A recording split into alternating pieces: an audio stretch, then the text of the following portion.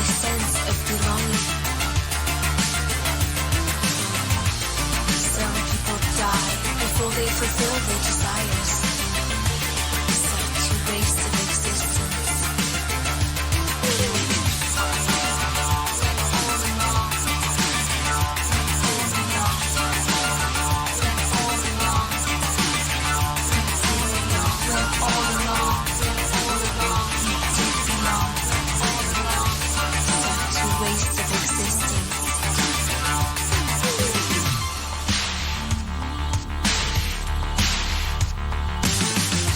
Spend our life searching for the sense of belonging. Some people die before they fulfill their desires. Such a waste of existence.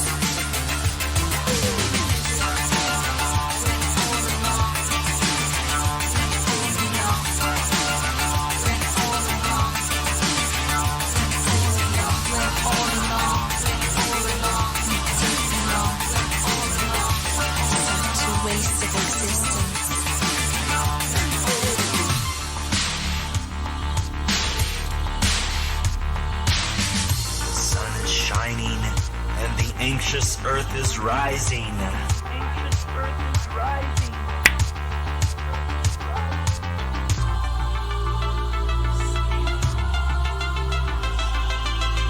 I'm so happy. We spend our life searching for the sense of belonging. Some people die before they fulfill their desires. Such a waste of existence.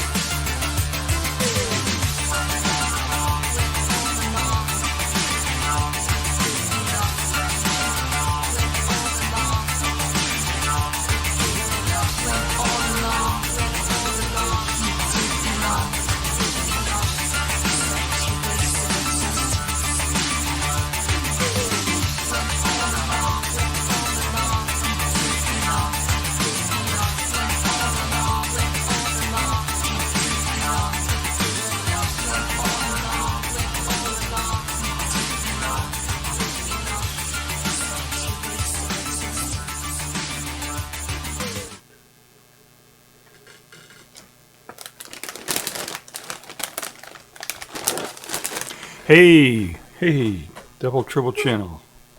How are you? This is the Double Triple Channel. My name is Ron. I live in rural New Hampshire. I'm surrounded by forests and wild animals, and sometimes I talk about the wild animals, and sometimes I talk about science. Today I'm talking about mostly news and science. Yeah, science in the news. I don't know. Potpourri. It's been about a week since I streamed, so wanted to get back out here again. Today is June 30th, and it's about 10:15 p.m. a.m. rather, Eastern Standard Time. And it's about what time is it? 13:14.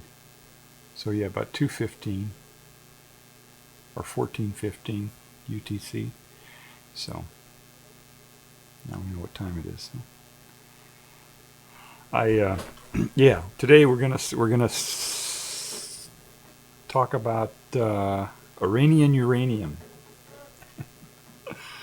Iranian uranium. I wanted to say that. I want to see how many times I could say that. Iranian uranium. Radioactive! All right. Did that work? Yeah, Iranian uranium. You know what? I got to check my sync here. Let me see if I'm in sync. Oh, I found a new way to check my sync too. This should be exciting. Oh,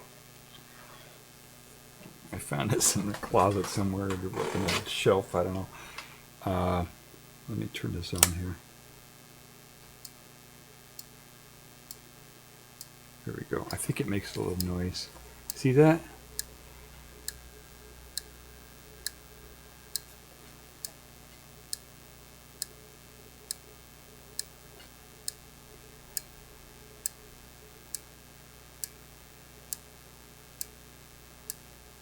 Although if it's off by the duration of the flash, then it wouldn't work, would it? Let me try my old way.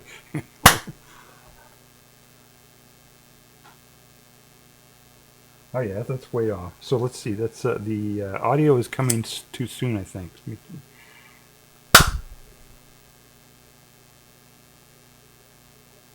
Yeah, the audio is way too soon. All right, I know how to fix that. I think. All right, let's see. That's about 300 milliseconds, I'd say. Let's see if that works. All right.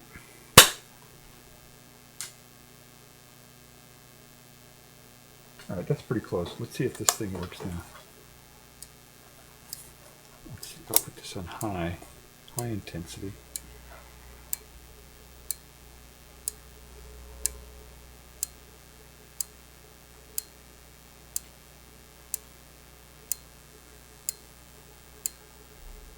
Oh, Jesus Christ. I got an ad. How come we have an ad? We just had an ad.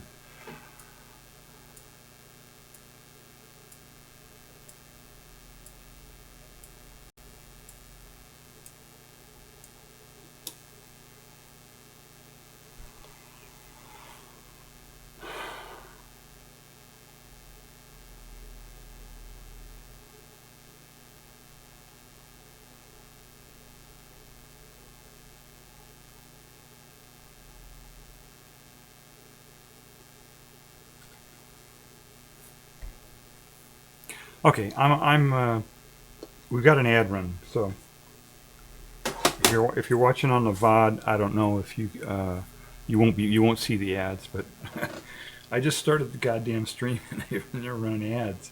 I don't know how they figured this out. I think there's a way I can change that. I don't know. I think there's a way I can fix that so it doesn't do that, but I'm not sure. I think there's a way to adjust the ad somehow. Let's see what it says here. With adjustable heads-up time. I don't know what that means. Heads up, yeah, I like to get ahead. I would have liked to get a heads up on these ads here. They just started running. All right, I gotta wait for these ads to go, just in case there's somebody watching the damn thing live here. Okay, all right. I think the ads are over. So, sorry about that. That's okay. You didn't. If you're lurking and watching, you didn't miss anything during the ad. Okay. I'm trying to get my stream synced up here. I'm having technical difficulties, but I found a really cool new way to get this thing synced up. So let's see here.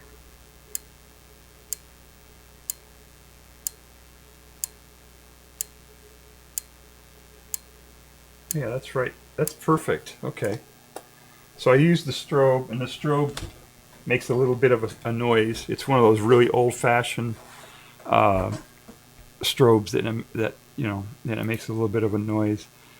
But I noticed that it wasn't, because I'm 300 frames per second. It was sometimes it was hitting in between frames. Anyway, I'm in sync. Yeah, so we're back. All right. Yeah, I don't know what to do about those ads. Also, content warning. The ads that Twitch plays here have eating cues, very strong eating cues. So if you're overweight, or if you have an eating disorder or something like that, that's a content warning for you. That when the ads come on, I'll try to give you a warning if I can. But when they come on, if you're overweight or you have an eating disorder of any type, that it's affected by eating cues, I'll try to let you know, and then you can turn down the sound and look away for a minute or whatever. All right. And when the ads come on, of course, I stop everything and I just wait for the ads so nobody misses anything. So you don't have to subscribe, or any of that to try. I hate that when platforms do that. They give you irritating ads or make the ads so intrusive to try to blackmail you or extort you into subscribing to get past the ads. YouTube does that too, so it's just, I don't know, kind of to me that's kind of a weird you know, business model to piss off your customers. That doesn't make sense to me. Yeah, I'm in kind of a pissy mood today. So I'll be complaining. There's a lot of complaining during this stream today. I don't know, not too much. We'll see how it goes. Anyway, I want to talk about Iranian uranium. Right there, I said it again. Cool. Iranian uranium. Yeah. Not sure. Oh, look at that. It changes a little bit there. Yeah, I want to talk about Iranian uranium because it was in the news, right? It was in the news. Radioactive! Radioactive! Yeah. Iranian uranium. And it's kind of complicated, right? It's, you know, it's sciencey stuff. It's it's physics. It's nuclear physics. It's you know, it's kind of complicated stuff, and they talk about it. And they talk about enrichment and 60% enrichment, and 20% enrichment, and all this different stuff. And is it for nuclear energy? Is it nuclear weapons? Is it, you know, it's a complicated topic. So I thought I wanted to cover that a little bit here. And I didn't really plan it out exactly how I wanted to cover it. I guess I'll talk about a little bit of the politics side of it first, and then we'll get into the science stuff. Should I do it that way? No, I guess I should do the science stuff first because the politics stuff talks about. Yeah, let's do the sciencey stuff first. Okay. Uranium. Uranium is an element. It's just like copper or helium or any, you know the table elements and all that. It's a big one though. It's way down on the bottom there, and it is the isotopes are radioactive. That means that they decay. It means the number of protons or neutrons in there will change when it decays. And when it does that, it can change into a different element, or it can change into a different isotope. It usually changes into a different element when it decays. And so when they talk about the isotopes, there are different types of isotopes. Let me bring this up here. Can you see that? All right. This is a Wikipedia page for uranium-235. They put this number after it, and this number after it is the total number of protons and neutrons in the nucleus. Uranium has 92 protons. It always has 92 protons because that's what defines what it is as an element, is the number of protons. All elements are defined by the number of protons in there, except for helium. That's kind of or hydrogen. That's kind of a special case. But the number of protons in the nucleus defines what the element is. So helium is 2, right? Uranium is 92. It's a big one. It's got 92. And then there are neutrons in there. Let's figure this out here. 235 minus 92 will tell you how many neutrons. 143 neutrons in there. In this isotope, uranium-235. Now the most common uranium is uranium-238, and that's what they call a primordial element, because it was part of the Earth when the Earth was formed.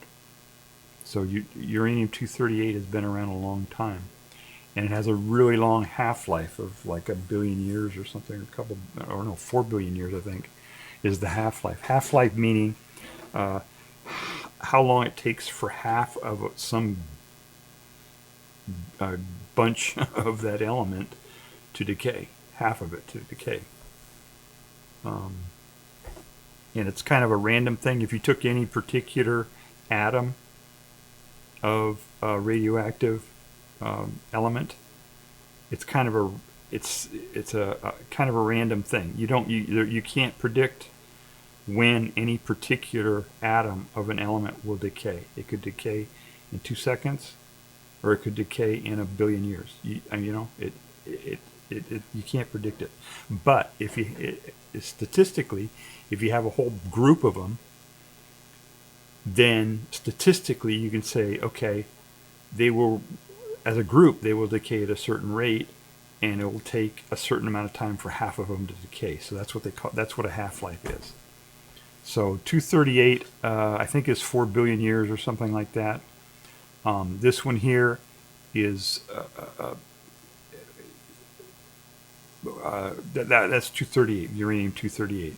235 is much less common. It's only about, if you dig up uranium ore, 99 point something percent of it is going to be uranium 238, and then I think it's 0.7%, some small percentage, 0.72% of natural uranium is this 235. And 235 has a shorter half-life, a little bit.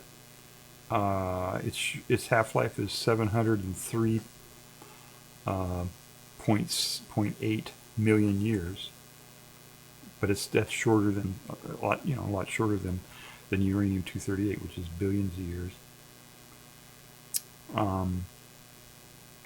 And the thing about uranium 235 is it's fissile, which means that it can sustain a chain reaction, which is kind of important. That's how nuclear power works. That's how nuclear weapons work. Is they do this chain reaction thing. Now in my other stream, I think it was my last stream, I kept saying that the way the chain reaction worked is that when the uranium 235 decays, it emits a neutron, and then that neutron hits another atom and causes it to split. And anyway, I screwed it up on my last one. What it does, the way it works, is that in normal decay, if you just take the uranium 235 and set it there and let it decay, it decays through beta decay, or alpha decay rather. Mostly alpha decay. There's a little bit of beta decay. This is kind of complicated here, but it's showing the decay chain of uranium 235. Alpha decay just means that when it decays, it spits out a helium nucleus, which is 2 protons and 2 neutrons. And that's the natural decay, if it's naturally doing its thing. But then after it does that very, very quickly, within a day, it shoots out an electron, and then after some more time, it goes through all these other ones. But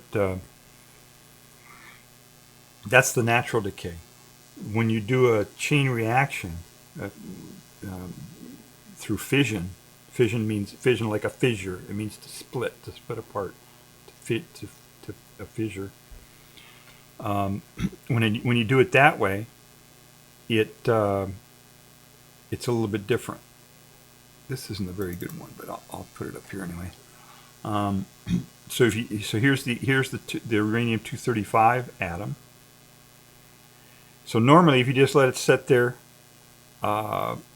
sometime in the next billion years, or couple million years, several million years, it'll decide to just decay on its own. It'll spit out an alpha particle. Two protons and 2 neutrons will come off of it, and it'll turn into thorium or whatever. That's how it normally does it. But if you shoot a neutron at it, it will capture the neutron. If the neutron's going the right speed, has the right amount of energy, the neutron will go into here and change it, and what it changes it in, obviously it changes it into 236, right? It's got 92 protons and what I say 143 neutrons. If you stick another neutron in there, then the total is going to be 236, right? You add one, right? That's pretty simple, right? 235 is the number of neutrons and protons and neutrons in there. If you stick another neutron in there, then you got one more. You got 236. But 236 is really unstable, and it just splits apart right away, and it completely has a fissure. It splits like that, and it splits into what is this? I think this is barium, and what was that? Krypton or something? I don't know what that is. But it splits, and it doesn't always split the same way, right? This is a common one, but it could split into lots of different combinations of things. But when it does that, when it's split in this process here, if you stick a neutron in there and it splits like that, it sends out extra neutrons. I said when I was talking about it in my last stream, I said it sends out a neutron, and that's not right. I mean, it can send out a neutron. Usually it sends out 2 or 3 neutrons. But it can send out up to 7, I think it is, or just 1. But usually it's 2 or 3. But then guess what? These neutrons go, you've got a bunch of this, a critical mass, they call it, of uranium-235. And when those neutrons go flying out, they'll hit another atom of U-235, and there's 3 of them, right? So you put one in. Let's suppose that it's 3 each time. You put one neutron in, it splits up, it sends out 3 more neutrons. Each of those neutrons, let's suppose you get perfect shots there, and they hit 235s. Then that would be 3 more that do it. So then you got 3 that are splitting, and each of those send out neutrons. So that's 9 neutrons, and you see how it progresses, right? It gets more and more and more and more. So that's the chain reaction. If it's an uncontrolled chain reaction and it just happens rapidly, that's a bomb. That's a nuclear bomb. If it's controlled and they put in moderators that control how many of these neutrons, or what they control, they have to put in something that controls the speed of the neutrons, because they can't, if they go out full speed, it won't be absorbed. They'll be going too fast to be absorbed by the 235. So they slow them down. They have something that slows them down. It says I got an ad starting soon. So okay, so I don't know. These could be food ads if they are, and if you have a sensitivity to that. Everybody has a sensitivity to, right? So just, if it's a food ad, just tune it out, man. Don't watch those food ads. They'll make you fat. Okay, the ad's starting here pretty quick. So let me go back to here. So it's a chain reaction, right? You get it, right? It starts out with just the 1, and then it gets 3, and then 9, and then what is it after that? 9 times 3, whatever. It just keeps going. All right, let me wait for this ad to play here. It says it's starting soon, but it hasn't started yet. I don't want it to cut me off in mid-sentence here. So we'll just wait for it. There it goes. Okay, it says it's going now.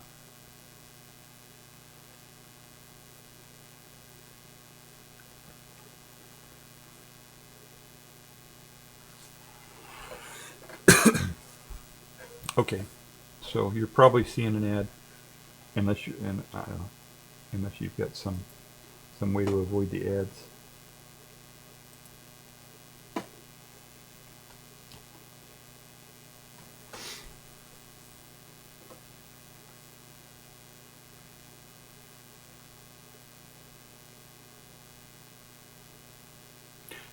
I notice that some streamers will, they got it figured out where they only show ads at the beginning and then they don't have any more ads. I don't know how they do that. Maybe you need to be a partner or something to do that. I don't know.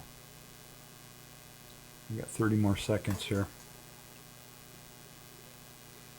Also YouTube does that. They will, even though this is a VOD, YouTube will put ads in there too. But at least the ads when it's on a VOD like that, it doesn't interrupt my content. It doesn't. It'll interrupt you mid-sentence, but it will pick it back up again. It won't cut anything out. When it's live, it obviously it cuts out content, so I got to wait for it.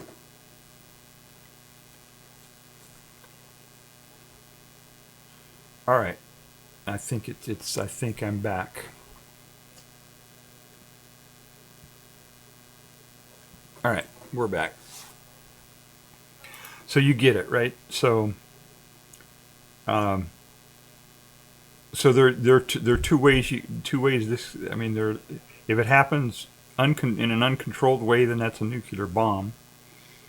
And if it happens in a controlled way, then you get just a bunch of heat in it, and you can use that to make power, make electricity. Now, in order for it to do that,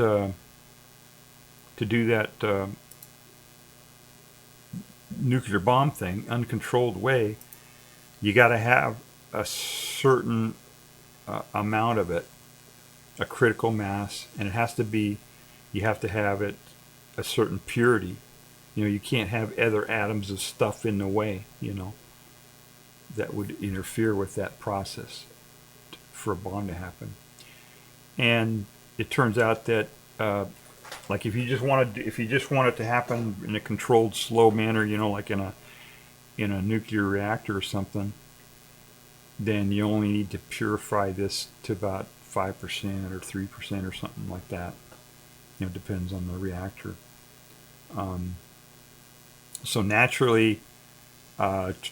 If you got uranium-238, 99% or more of it is uranium-238, and then less than 1%, 0.7% on average is uranium-235, which is the fissile stuff, the stuff that you need to do these chain reaction stuff.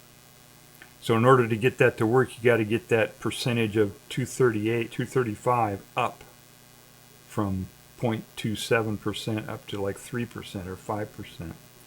And the way they do that is they enrich. They have a process they call enriching it. It's basically filtering out some of the 238, so you got more 235 in there. Does that make sense? Right? You know what I'm saying? The 238, right, is the stuff that just doesn't do much of anything. It's hardly radioactive. It just, it doesn't. It won't. It's not fissile. It's not. It doesn't do much. But the 235 does, and so that's what they need to do this, make nuclear power or to make nuclear bombs.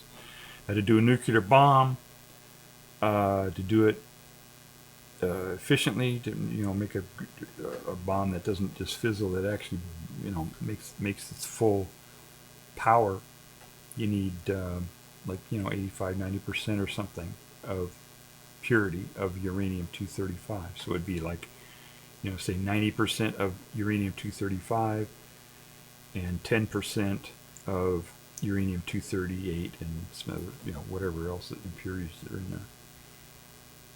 And that would be enough to do a bomb. And the way they start the bomb is they crush. They have that 90%. They crush it down so that the reactions will happen. They don't want it to pre-detonate, right? So they keep it at whatever 90%. Then they crush it down so that the atoms are closer together, and the neutrons will start that chain reaction, and it will happen in an uncontrolled manner. And then they also have a trigger too that they use, neutron source or something. Yeah, that's another thing. If you're and if they're doing it in a reactor, let me show you what a reactor looks like here. There are all kinds of different reactors, and let's see if I've got that here. let's see, pictures. I got a picture of a reactor that I found here. Here we go. Okay. All right, put that over here. Let's see if I can bring that up.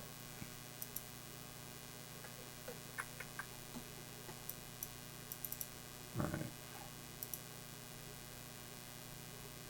Window. There we go. I don't know why they set this up so it takes so many times, so many clicks to do something like this. There it is. Okay. So this is the what they call a can-do reactor. It's from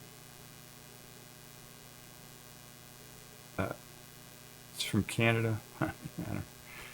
It was invented in Canada. I guess that's why they call it a can-do. I don't know, but it's a what they call a heavy water reactor, which water is H2O, right? And the H in there is hydrogen, and hydrogen has one proton. The basic, most hydrogen has one proton and one electron, and that's a hydrogen atom.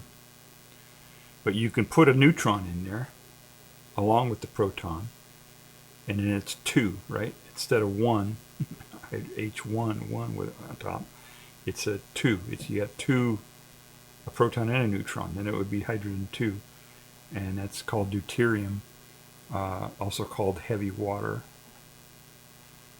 And then there's also a 3. You can put 2, but for this heavy water reactor, they use deuterium, and the deuterium acts to slow down the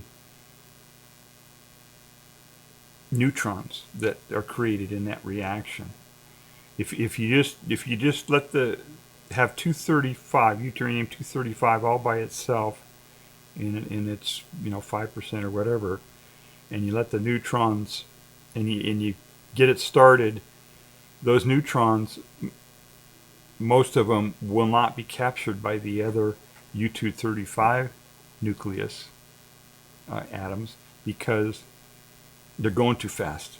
It breaks up and they go real fast and they just scoot right by and they don't get captured by the nucleus of the 235. So they got to slow them down. And one of the ways that there are all kinds of different moderators that they can use to slow down the. I forgot to look at chat here.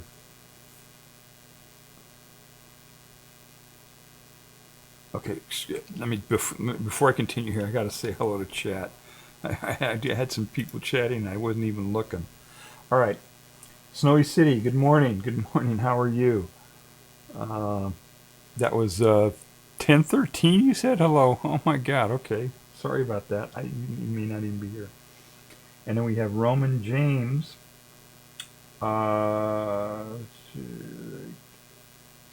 Okay. He's got Roman James who is unable to hear me. Respond through chat instead. Okay. Roman James, double triple. Yeah. Okay. Hi. Hi, Roman James. He wants me to respond through chat, but I can't do that right now. I'm not set up to do that right now at the moment. Sorry. Roman James. All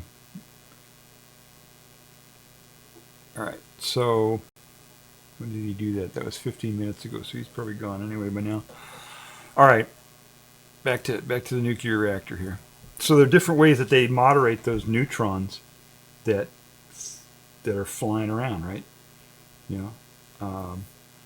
First they have to start the reaction, right? They get this 5% uranium-235, and it's just naturally decaying. It's not doing much, so they got to get it started. They got to put neutrons in there to break up the 235, to split them and have them send out their own neutrons. So it's like a prime and a pump type of thing, So they got to do that, and they're what do they do with that? They take some alpha emitter like americium or something, and beryllium, and it will. Anyway, it makes neutrons, and they use that to get the thing started. And then once those neutrons are flying around, if they just let them go on their own, they will be going too fast. You know, the way that it gets captured is through the strong nuclear force. Of course, right? There's a force inside the nucleus called the strong nuclear force, but that only acts a certain distance, and they just go right through them. It doesn't get captured. So they got to slow down the neutrons, and the way they do that, a lot of different ways they do that. They can use graphite. They can use a lot of different stuff to slow them down. And in a heavy water reactor, they use heavy water. They use hydrogen with a neutron and a proton in its nucleus. That's called deuterium, or heavy water, and that slows down the neutrons so that the neutrons will be captured by the other U-235 nuclei and make the chain reaction go. And there are all kinds of different configurations of these things, you know. And they have these control rods which absorb the neutrons, and if they put those in, those control rods way in there, they will absorb more of the neutrons and slow down the reaction, or they can pull the control rods out and allow the neutrons to cause more fission, you know. And by doing that, they can control how fast the reaction happens. And basically, it all comes down to, it just makes heat. All those, when the U-235 nuclei split, those daughter products of that fission are moving really fast, and that's the heat. That's what makes the heat. Most of the heat. There's some other things that happen further on down the chain, but basically that's where the heat comes from. And then they take that heat and they heat up some water, regular water. They take the heavy water, put that up to a heat exchanger that heats up regular old water, and then they use that steam that comes from that regular water to turn turbines and make electricity. So it's basically the same thing as any steam powered generator, but they just get the heat from the nuke instead of burning fossil fuels or whatever. So, all right. So to do this for nuclear power, they only need to refine or enrich that uranium 235 to about 5% to do that. But there are other applications that might require higher enrichment, like for research reactors and things like that. That would that they could use for research purposes, or to generate neutrons for creating isotopes that they use in medicine, for diagnosis or for treatments and things like that. So there are a lot of different things that they might want to enrich the uranium-235 to a higher purity, than just the 5%. But if it gets way up there, if it gets up to above, like, say 50%, then it could be used to make a crude nuclear bomb. Typically, for a nuclear bomb, it would need to be 85-90% purity, enrichment. But a lower purity, lower levels of enrichment, percentages of enrichment, can be used to make a bomb. But the bomb won't be as efficient But even an inefficient nuclear bomb is really big, you know. So, North Korea, when they did their first nuke, it was just a fizzle. It was just a, you know, it didn't work, but it was still a huge, big explosion, you know. So, um, so you know, they can do that. The thing is, okay, I got an ad coming here in about a minute, so. There are a lot of problems with making a nuclear bomb out of lower enrichment of uranium. Uh, Most importantly, that you need a lot more of it to make the bomb work, and which means it's going to be heavier, which means the implosion or you know, the crushing of the thing has to be more, and it's harder to do, and as I said, it's not it doesn't make as big of a boom. So all right, so we got an ad here starting pretty quick. It says ad starting soon. So I don't know. I think I'm still on, but I'll wait.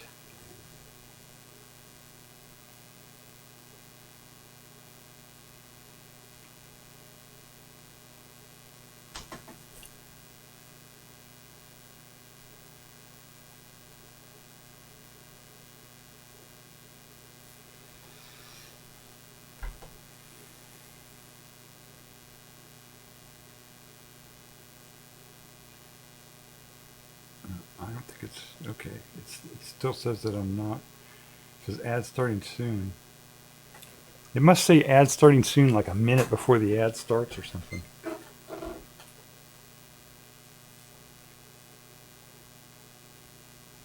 So yeah, content warning. If you have an eating disorder, or if you're overweight or whatever, these ads could contain eating cues. So you probably want to tune those out. Okay, it says that it's in progress. So let's see what we got here.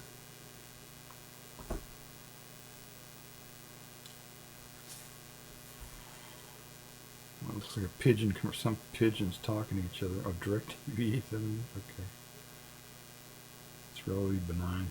It's just a waste of money. DirecTV. I don't know why. Why would DirecTV be advertising on Twitch? That's just so stupid. You know why?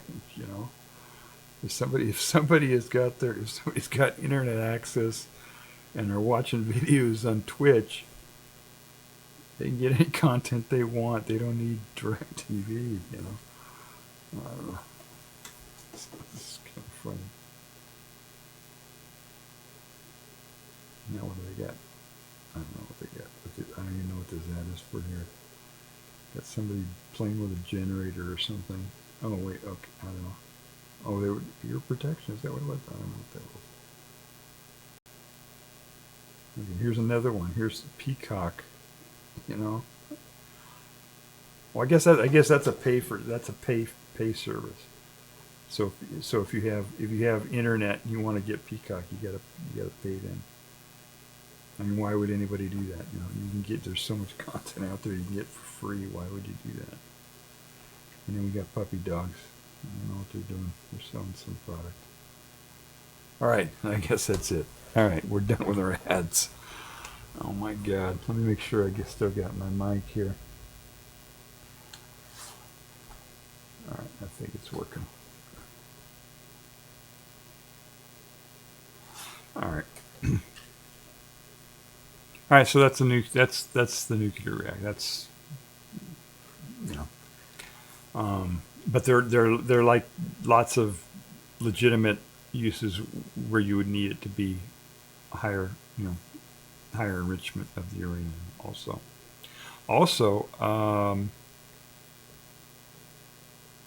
there's something called a breeder reactor, which can use just a little bit of neutrons from the uranium-235, and then those neutrons will hit, like, say, uranium-238 and pop it up to uranium 239, and in one of those neutrons flip into a proton, and then you've got plutonium 239, which is fissile, and then you could use that too. That's called a breeder reactor. So you don't actually need once the thing gets going, you don't actually need fissile material. You can use non-fissile material like thorium or uranium-238 or whatever. So it's kind of anyway. I told you it was going to be complicated. I told you it was going to be complicated. So so the whole thing is basically what enrichment, how much have they enriched the uranium. Oh, and then the enrichment itself, let me let's see if I've got an article on that here somewhere that talks about enriching uranium. Here it is, low enriched. Let's see here. I'm going to try to find an article here. Oh, there we go. Okay. All right. Oh, this should be cool here.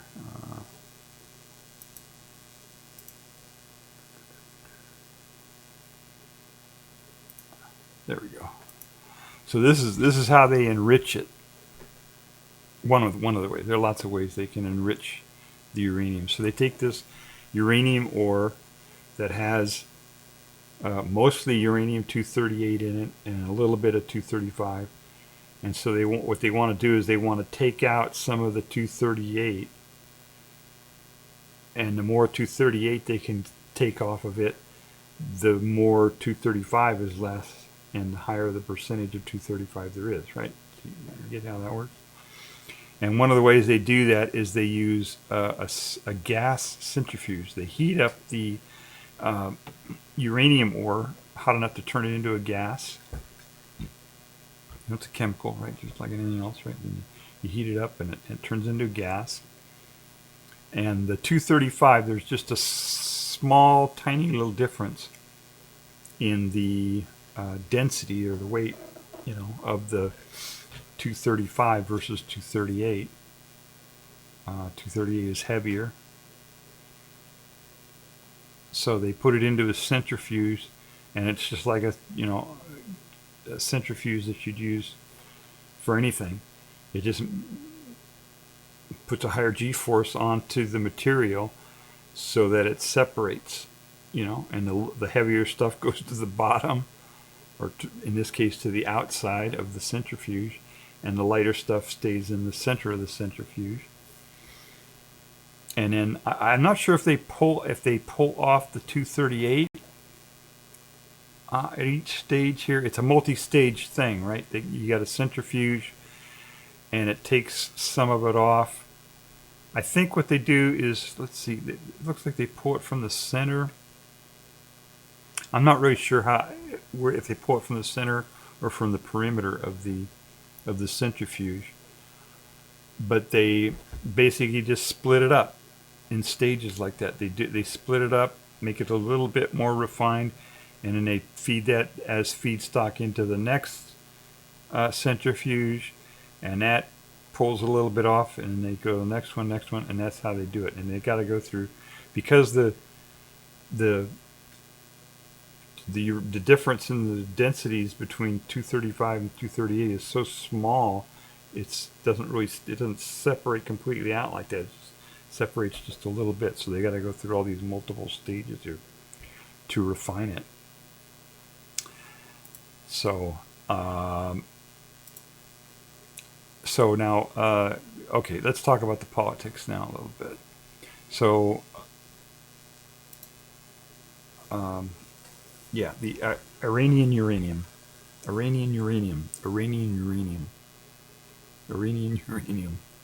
That's what we're talking about.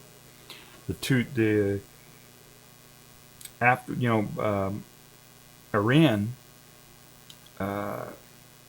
joined they wanted to get into, back in the 50s or 60s, they had a lot of countries wanted to get in, on the bandwagon with the nuke stuff, right? And but we did, it wasn't a good idea to have everybody have the bomb. But but the peaceful uses of nuclear, U.S. and Russia and the countries that did have nukes wanted to allow people to have use it peacefully, and so they started this treaty organization, or this organization called the International Atomic Energy Agency, IAEA, so the initials. And Iran joined that way back under the Shah, way back in, when was it, 50s or 60s or whatever. And then they had this revolution in the 70s, and after the dust settled from the revolution, then the new sheriff in town wanted to build nukes, right? And so they started trying to develop it, and they were still part of this IAEA.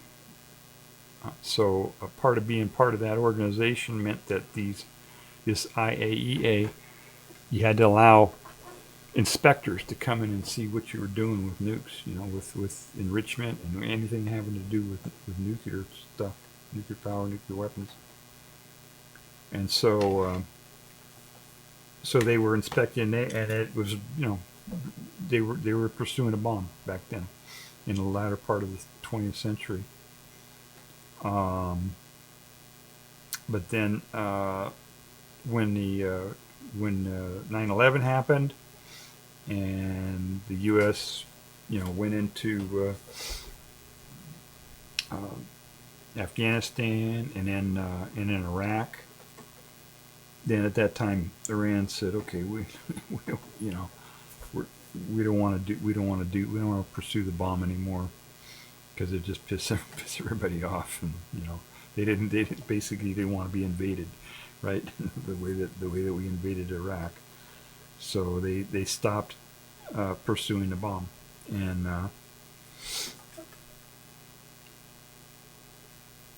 there were all kinds of reports that came out from the IAEA, over time, saying, okay, they were, maybe they're doing enrichment, they're doing this, they're doing that, maybe they're pursuing it, maybe they're not, and for a long time they really did not pursue a nuclear, the actual device itself, a nuclear weapon, but they were doing enrichment, higher enrichment of uranium, which could be used as a bomb, right? And so the rest of the world didn't like that. The U.S. didn't like that they were enriching it, and so they wanted to come to some sort of understanding to keep Iran from actually getting a bomb. And so they came up with this, was in 2015, I think it was, or 2014, 2015, the JCPOA, which was it wasn't a full treaty, it was an agreement between the U.S. and Iran and other countries that basically had a bunch of conditions. It had a time limit. It was only for a certain term. It wasn't like forever. But during that term, then Iran was not allowed to enrich uranium beyond a certain point, certain quantities above certain points, or whatever, which was cool, right? So then they could pursue nuclear power. Oh, and during this whole interim here, Russia helped them out to get them set up with nuclear reactors. So they set up a nuclear reactor. I forget when it was, a long time ago. And then more recently, they are trying to build a whole bunch of nuclear reactors. And so this JCPOA would allow them to do that, would allow them to enrich uranium-235 up to quantities that they could use in these reactors, and maybe a small amount that they could use in research reactors at higher enrichment. And, it was part of the terms of the thing, but they couldn't go for a bomb.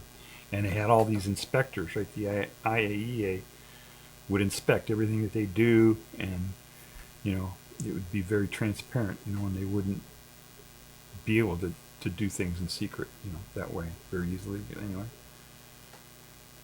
so we had that agreement with them, but then the asshole got into the White House, into the Oval Office, and he killed that agreement. So after that, then there was no agreement, and then Iran could do whatever they wanted after that, right? There was no more agreement.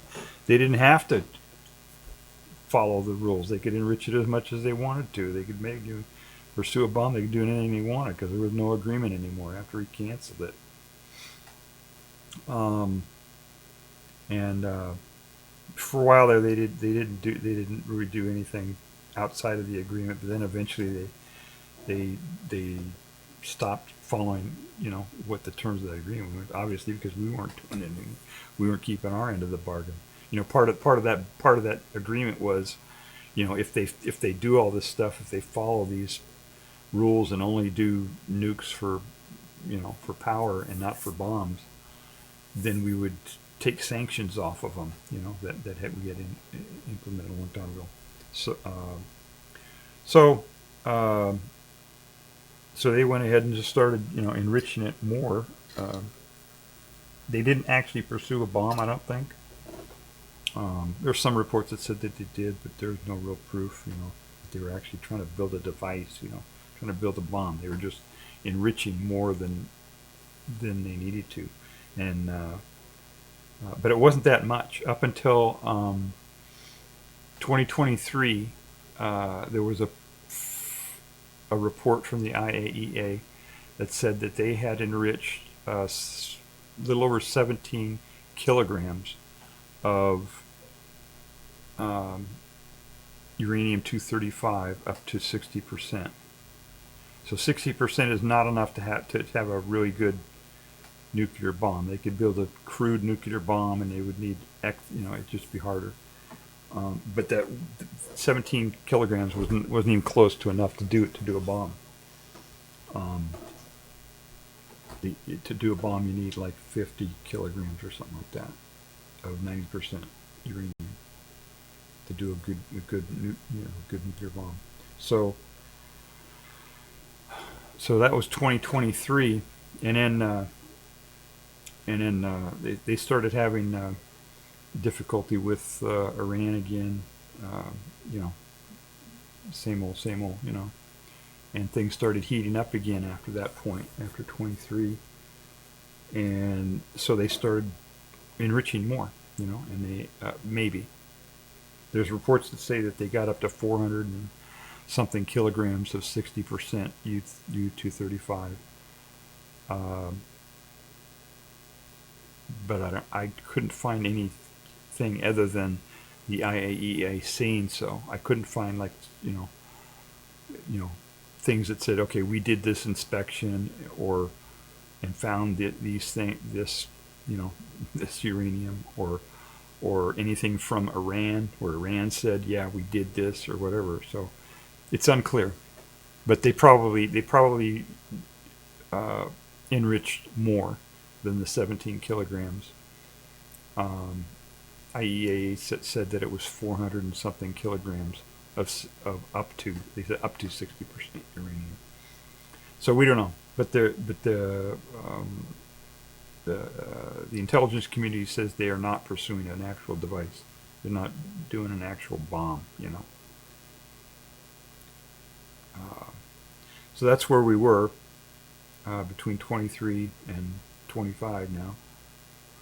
Okay, we got an ad coming, so we'll pick this up on the other side of the ad, and we'll talk about what happened.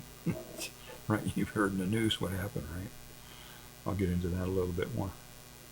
So we'll do that after the commercial. Let me see if there's more chat. Oh, there is more chat. Oh shit! It's just. All right, let me. I'll do some chat during the commercial here. Let's see here.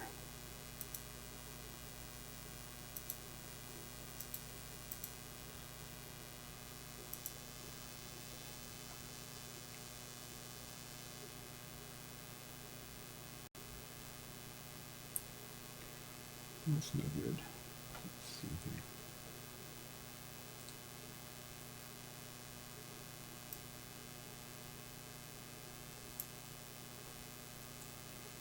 Okay, it says the ad is playing now, so.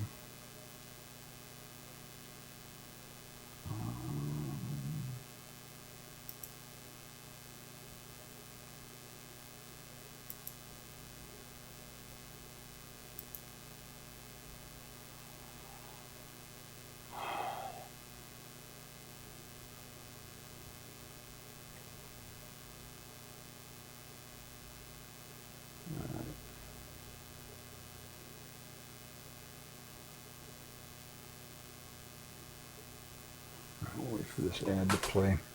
I don't know what it is here. Let's see what they're doing.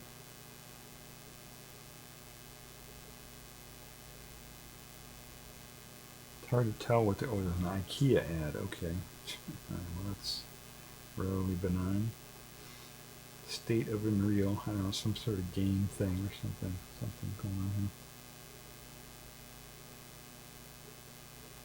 Yeah, they're advertising some video game or something.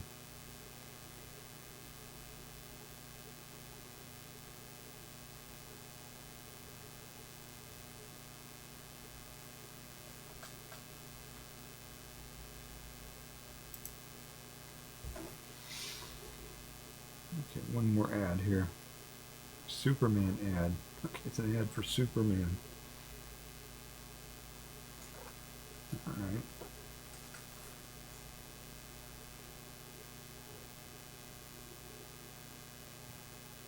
Okay, I think I'm back.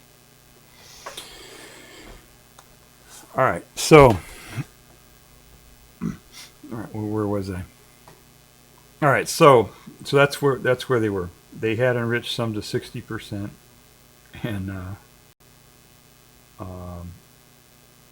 I think Iran said that it was, no, the IAEA said that Iran sent them a letter telling them that they had enriched some uranium to 60%, but it was unintentional. So I don't know how they did that. I don't know how they got 17 grams of 17 kilograms of 60% U-235 unintentionally. I don't know how, maybe they weren't paying attention to their centrifuges, or who knows what happened. I don't know. Or they're just lying, right? So yeah, at that point they probably did it just to see if they could, or whatever, just as a feasibility thing or something. But then later on they did more and more, and reasons why they could have done that,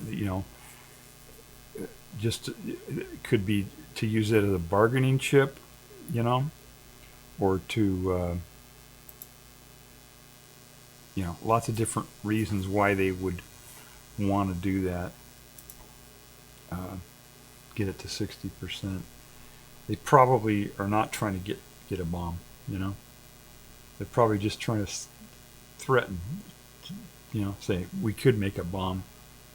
And then later on in later negotiations, they say, okay, we'll give this up now, in order to get something else from them. Like a bargaining chip in a negotiation or something like that. Or they could also maybe they did that so that they could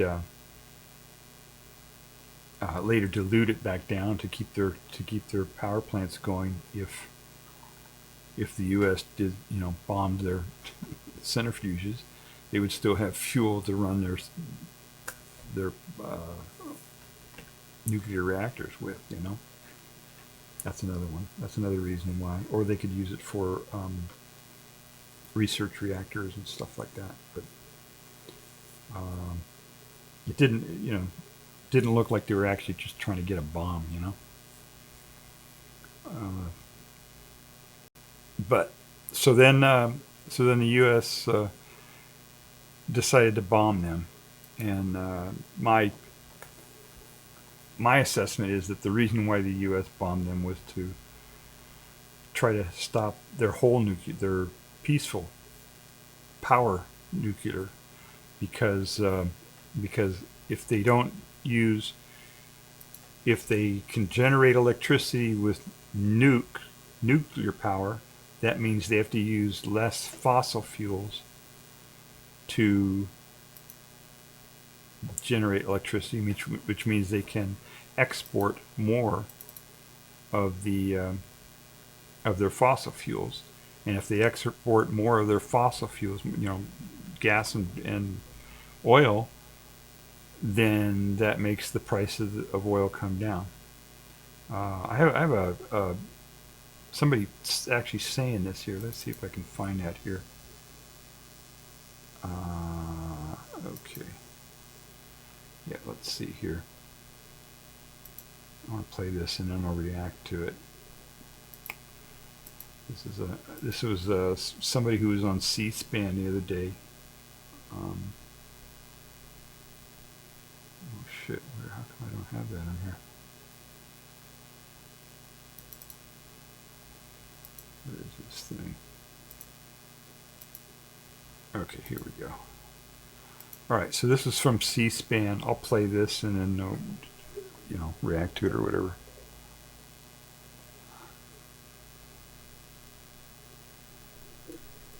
I don't know the exact amount, but it is something very small. It's something very small. The Iranian government is not particularly efficient with any of this.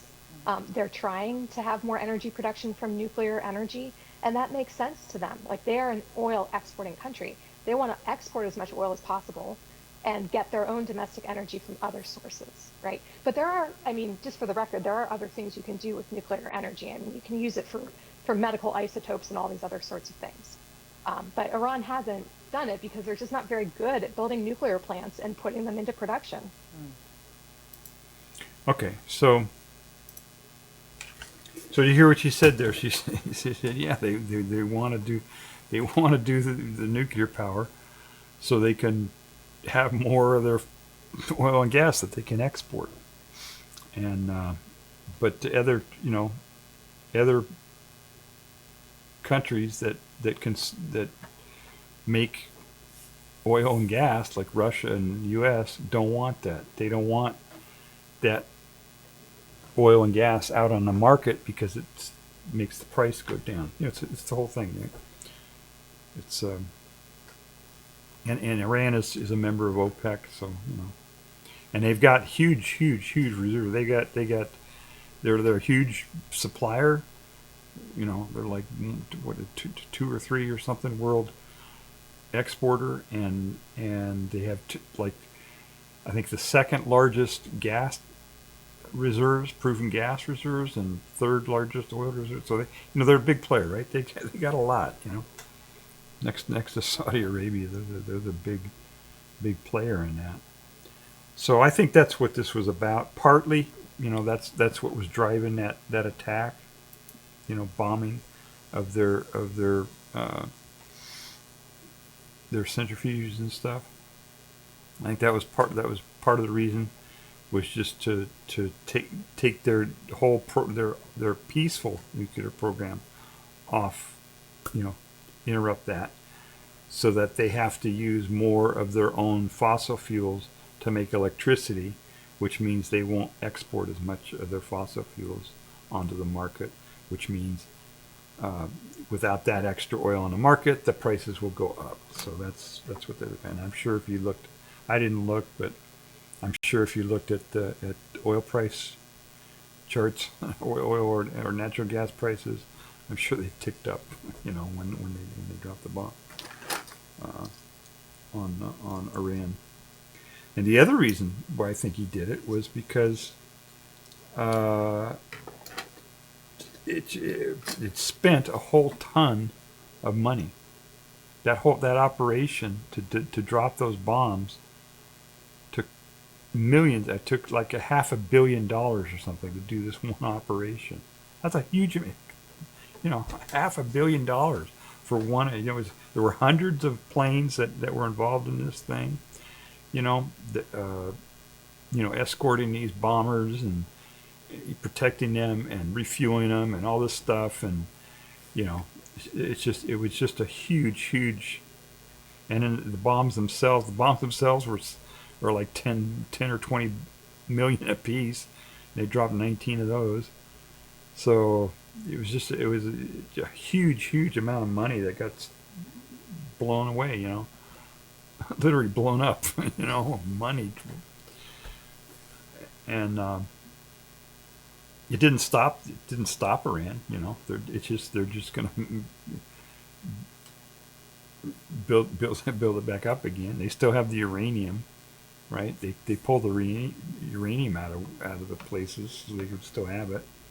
So, so I think that was the main thing is they were trying to stop the peaceful use of nuclear power, and they wanted to spend a whole bunch of taxpayer money, And so when they do that, when they spend $500 million worth of ordnance and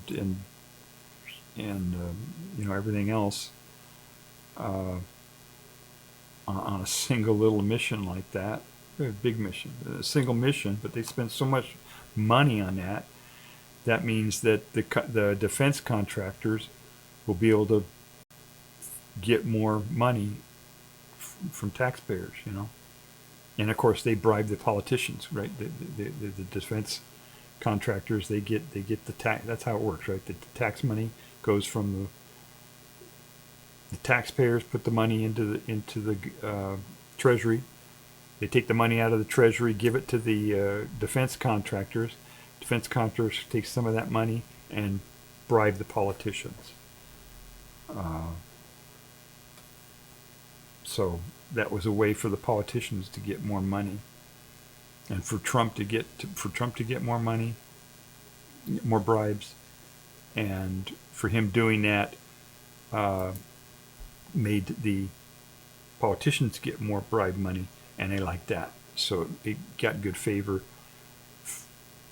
Trump got good favor among the politicians. And the politicians, it doesn't matter. R&D doesn't matter. Republican, Democrat, that doesn't make any difference. Don't fall into that kabuki theater stuff. They're all the same. And then I'll give you an example here. Tim Kaine. Remember Tim Kaine? Let me bring him up here. I'll bring up a picture of him. Let's see here. Tim Kaine. Yeah, politician. All right. Oops. Oh shit. Yeah, he's a senator from Virginia, and he. So you may have heard that he was trying to stop Trump, right? That's not what happened. This guy, Tim Kaine. You probably heard that he introduced a resolution to quote unquote stop Trump, right? He wanted to stop Trump from attacking Iran. They had done this before. They did this before, where they tried to stop during the first Trump administration. They went through this whole process, and the idea in the Constitution. This is kind of, in the Constitution, it says that the president can't do anything. He's the commander-in-chief, but the Army and the Navy are subject to the laws made by the Congress, and only the Congress can declare war. In other words, authorize the use of military force. They have a whole thing, a process called AUMF, authorization of use of military force. Only Congress can do that. So the way that would work is somebody in Congress would say, okay, we want to allow Trump to do this thing, to bomb Iran, right? So we will introduce a resolution to authorize the use of military force to bomb Iran. This is how the process should work, okay? If they wanted to do it that way. And then both houses would vote on it, and then that resolution would go to the president, and then the president would sign it, and then he could do that. Then he could bomb Iran, right? But if they did that,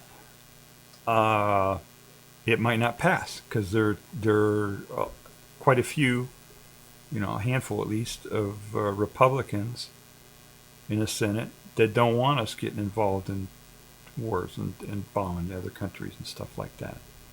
So that might not pass if they did it that way.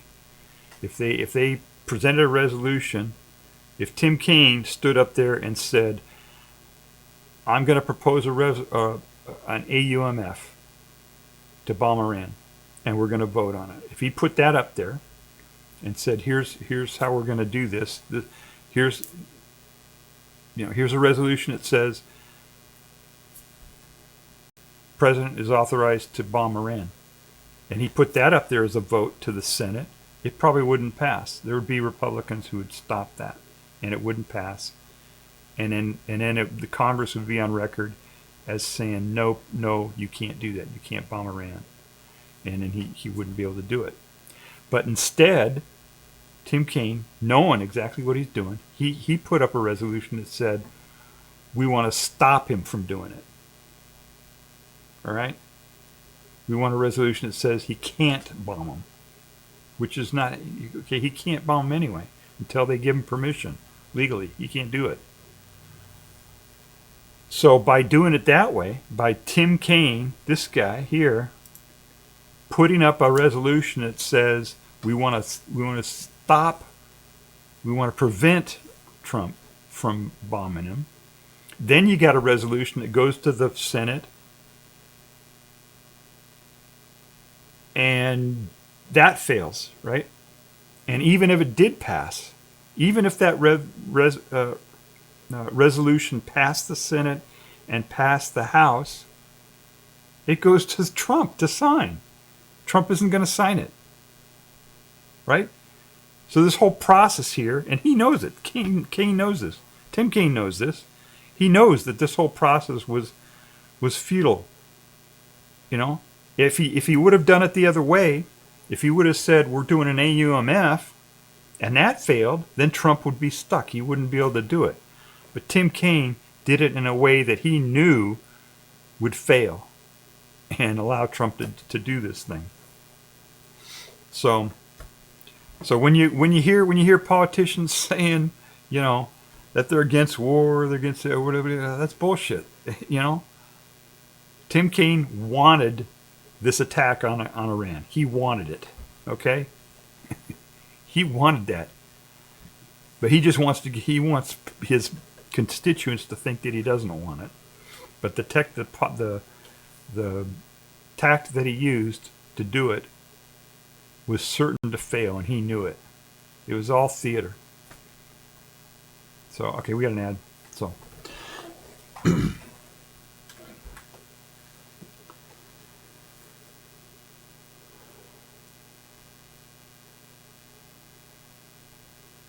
yeah, it's a goddamn food ad again, so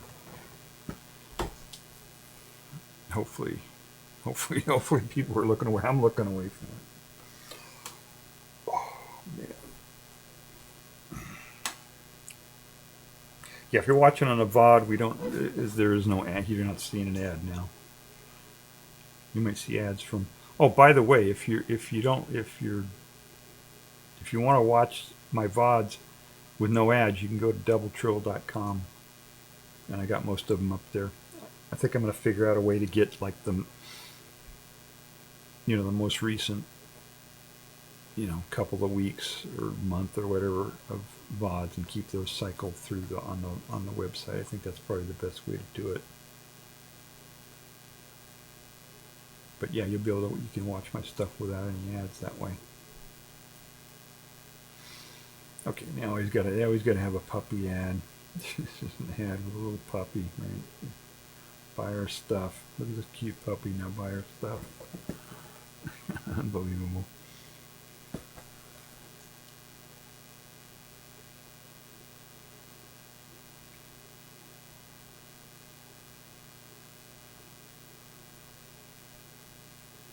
Okay, that's it, I think. I think that's the ad. I don't know. I think the ads are done. So don't fall for this BS from the politicians, okay? Tim Kaine wanted that bombing to happen. He didn't want to stop the president. He wanted the president to do it. He just didn't want to. He just didn't want to be his constituents to think that he wanted it. You know. And he's going to get the bribes, just like everybody else in Congress.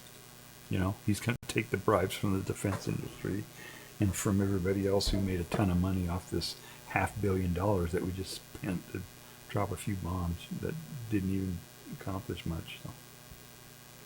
Anyway, so that's how it works.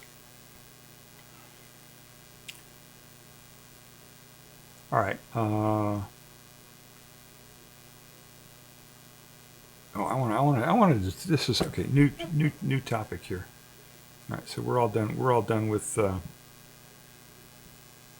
that stuff, with Tim Kaine and all that politics and Iranian uranium. I hope that explained it a little bit. I explained the science part of it. I explained the political part of it. I hope it makes sense to people now as to what was going on there and why the whole thing. There's a lot more in the technical stuff, but it's just too complicated. On a couple streams ago, I mentioned that I bought these. Okay. Oh, this is I don't know if this is a food cue or an eating cue or not, but I'm going to talk about food right now. So if you have an eating disorder, or if you're fat, or you're otherwise don't want to see an eating cue, it probably won't be much of an eating cue.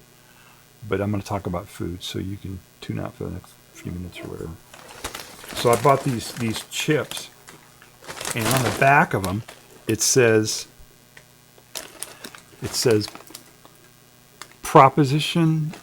California Proposition 65 warning. Right? See that?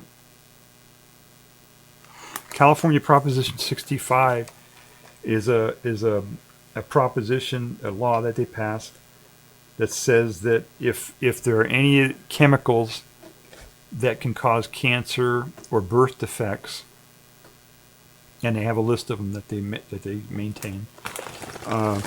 If you're selling any of those, you gotta warn the public. You gotta put this warning on there that says, warning.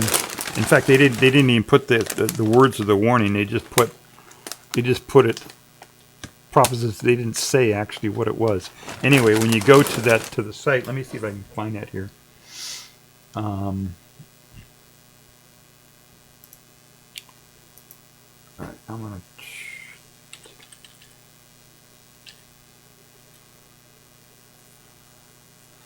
Let me see if I can find this here. Where they put a little QR code here. See, they said California Proposition 65 warning.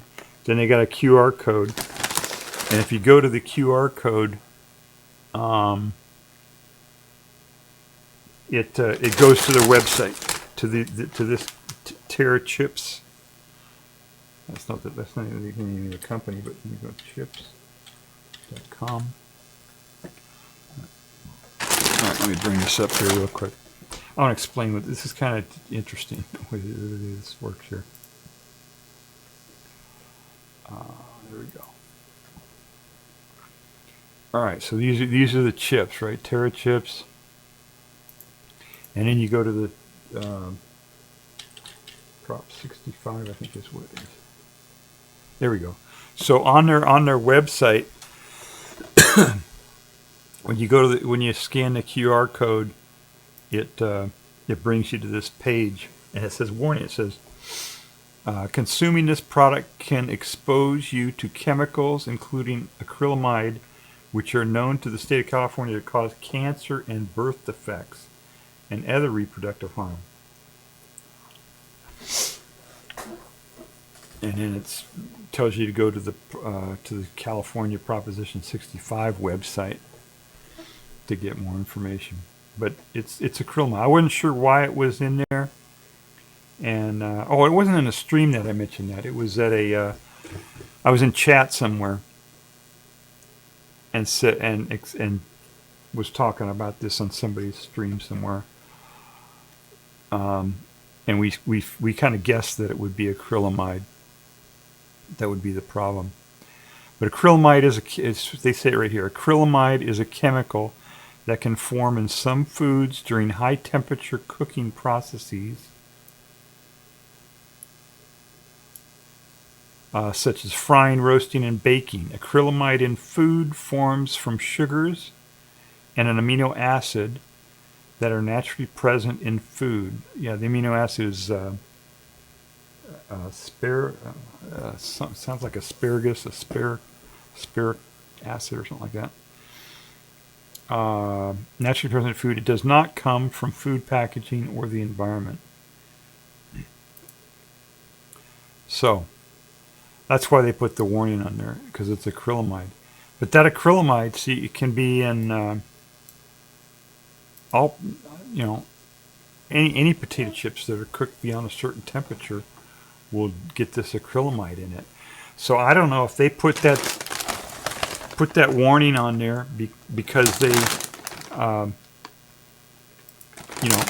this warning. I don't know if they put that on there because they just wanted to put the warning on there, or if there's really something different about these chips. They are weird chips. They're made from like sweet potatoes and stuff. It's not like regular potato chips. So anyway, I don't know what to do with them now. I don't think I want to eat them, because I don't want to get cancer, and I don't want my babies to be born without any clothes on. That's just a joke. Yeah, I don't have any babies. I'm not a breeder. I'm not gonna make more people to fuck up the planet. So no, I'm not breeding. But I don't want to get cancer, so I'm not gonna eat them. But I don't know what to do with them. Normally, if I end up with something that, I'm vegan, so sometimes every once in a while I screw up and I buy something and I look and see that it doesn't have it has some animal product in there or something, and I can't eat it. So I give it to the food shelf, and let them give it to poor people, But I don't know what to do with this in this case, because I don't want to eat it because I don't want to get cancer, but I don't want to give these to the food shelf and have them give to some poor people, and then those people get cancer, So I don't know what to do with them. I thought about putting them out for the animals, but I don't want the animals to get cancer either. So I don't know what to do with them. I don't want to just toss them in. I think I'll just end up tossing them in the dump, to go to the landfill. I don't know what else to do with them. Yeah, and I don't want to. I thought, well, maybe I could put them into the compost and compost it, but then that would put the acrylamide into my compost, which goes into the soil, which would, I don't know if this would happen, but I'm thinking it could go into the vegetables that I grow, so I don't know what to do with this thing. I think I'm just going to throw it away into the trash. I don't know. I hate doing that. I like recycling and reusing all that stuff. But in this case, I think I'm just going to have to just dump it in the trash, into the landfill. So I could return. I thought about returning it, but and they would probably take it back, but then they'd just sell it to somebody else who would eat it, right, and get sick. So it's just crazy that we're, all other developed countries, they don't do that. They don't allow this shit in their food, but we allow it because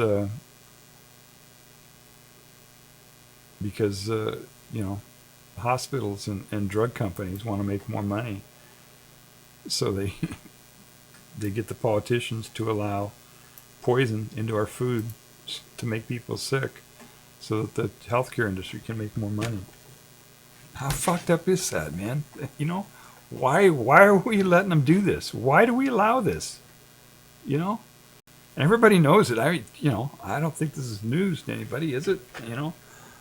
This is what's going on. Why do we allow this? This is just, I don't know. It's just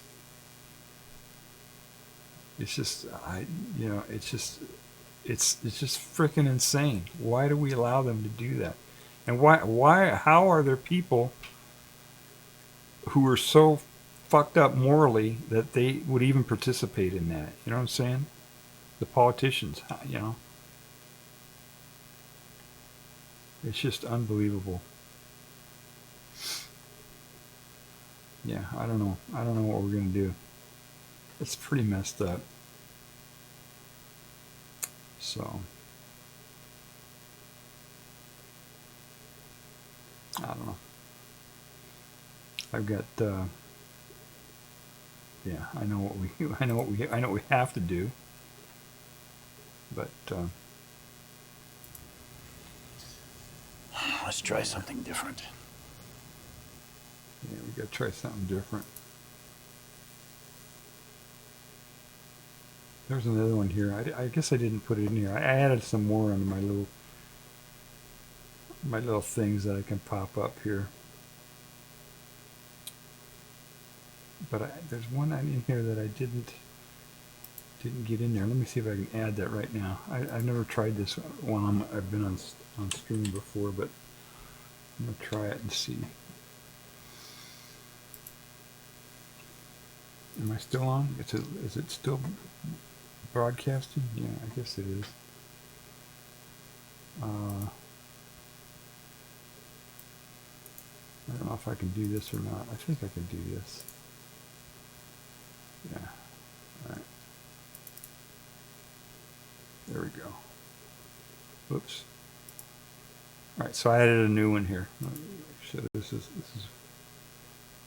where did it go? There it is. Here, let's try this one. It's a revolution, I suppose.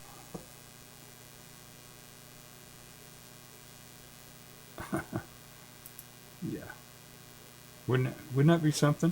What if we did that? What if we had a revolution and we took all the politicians and all the billionaires and sent them off to re-education camps in Kansas somewhere or something, and we elected people, and we used what do they call it? The instant runoff voting, so we don't have this stupid two-party bullshit. And we, did UBI, Universal Basic Income, gave people, a couple $1,000s a month to live on, because nobody's going to be employed anymore, right? We've got AI coming down here. It's already happening. All the programmers are all getting laid off. They're the first wave, and then the robots are going to come, and it's 90% of the population is going to be unemployed here in the next few years. So we got to, so we could do that. We could do universal basic income. We have they call it ranked choice voting or instant runoff voting. We could put term limits in there. We could set up a tax system where everybody pays 1%, right? That's it. That would get us, if they got rid of all the deductions and all the exemptions, everybody paid 1%. That would be more money than we've taken in right now. We could do that. That would be a fair system, right? A fair tax system. Term limits, universal basic income. Get rid of all the deductions and exemptions. And then to help get rid of all these stupid regulations too, and get rid of all the regulations that prevent people from building houses. Just, pass a law that says, okay, if you got a house or if you got land that could be a house and you're not using it for a house, or you got a house that's sitting empty, then we're going to tax you at 1,000% or whatever, and just, and just build, like, remember Jimmy Carter did a thing. He had this thing called the Habitat for Humanity. I don't even know if they're around anymore. But instead of spending billions of dollars on these bombs, take that billions of dollars and build a bunch of frickin' houses for people to live in. How about that?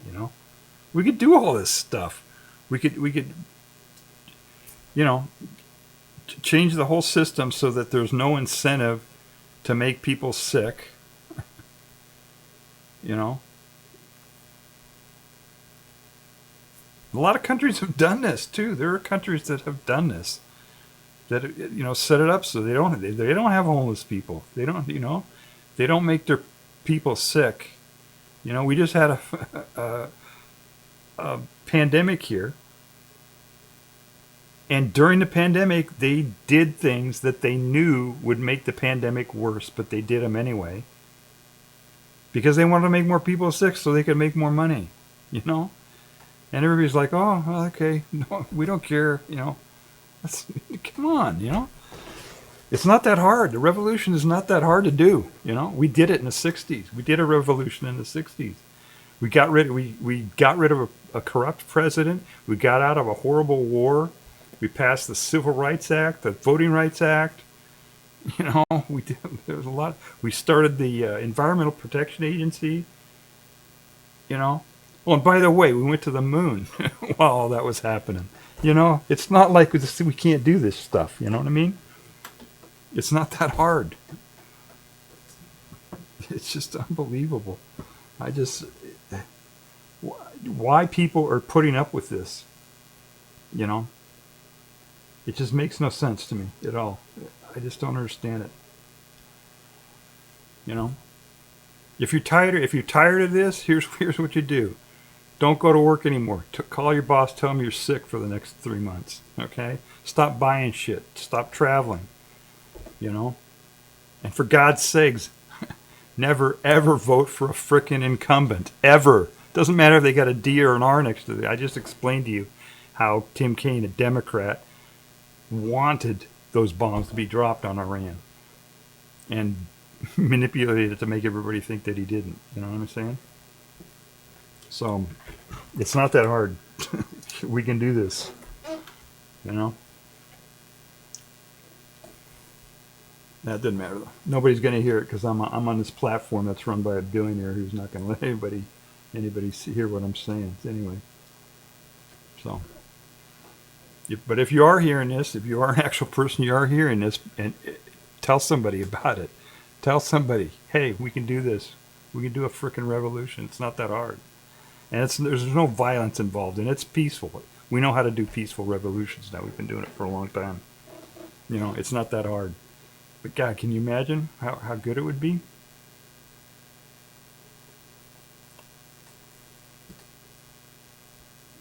Oh, good. They skipped over the ad. That's good. Yeah, that would be great, man. Term limits for Congress. 1% tax for everybody. No deductions, no exemptions. Universal basic income, couple thousand a month for everybody who needs it. Not the billionaires, of course. Just the people who need it. And just build a fuckload of houses all over the place so people have some place to live. And yeah, and take the health care. Is to tell that the whole healthcare industry, you know, every person who gets a contagious disease or dies from a preventable illness or a lifestyle disease or is overweight, then you tax the drug companies and the hospitals and everybody.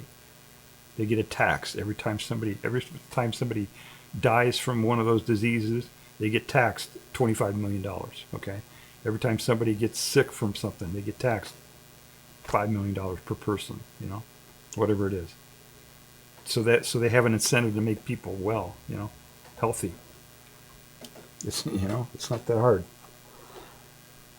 And we have this just during the stream, these ads that they've been running, these Taco Bell ads, they're designed to make people fat.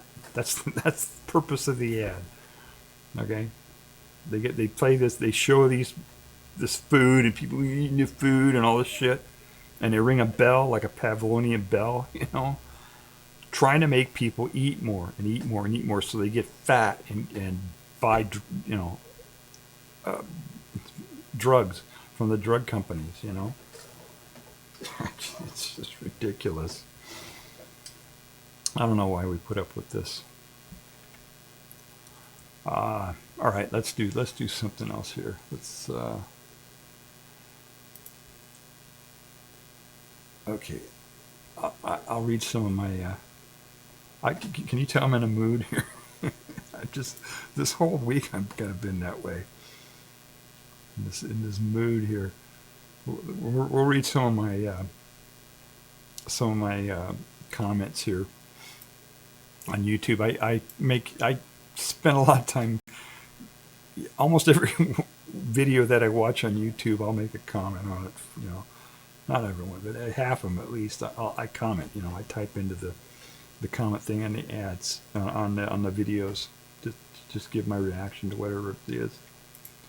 So let me see if I can bring that up here. Yeah, there we go. All right.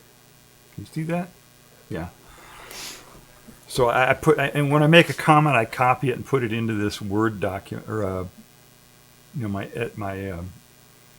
mouse pad or whatever, my word processor here. Because half the comments I make, YouTube just deletes. They don't like me. They delete all my comments.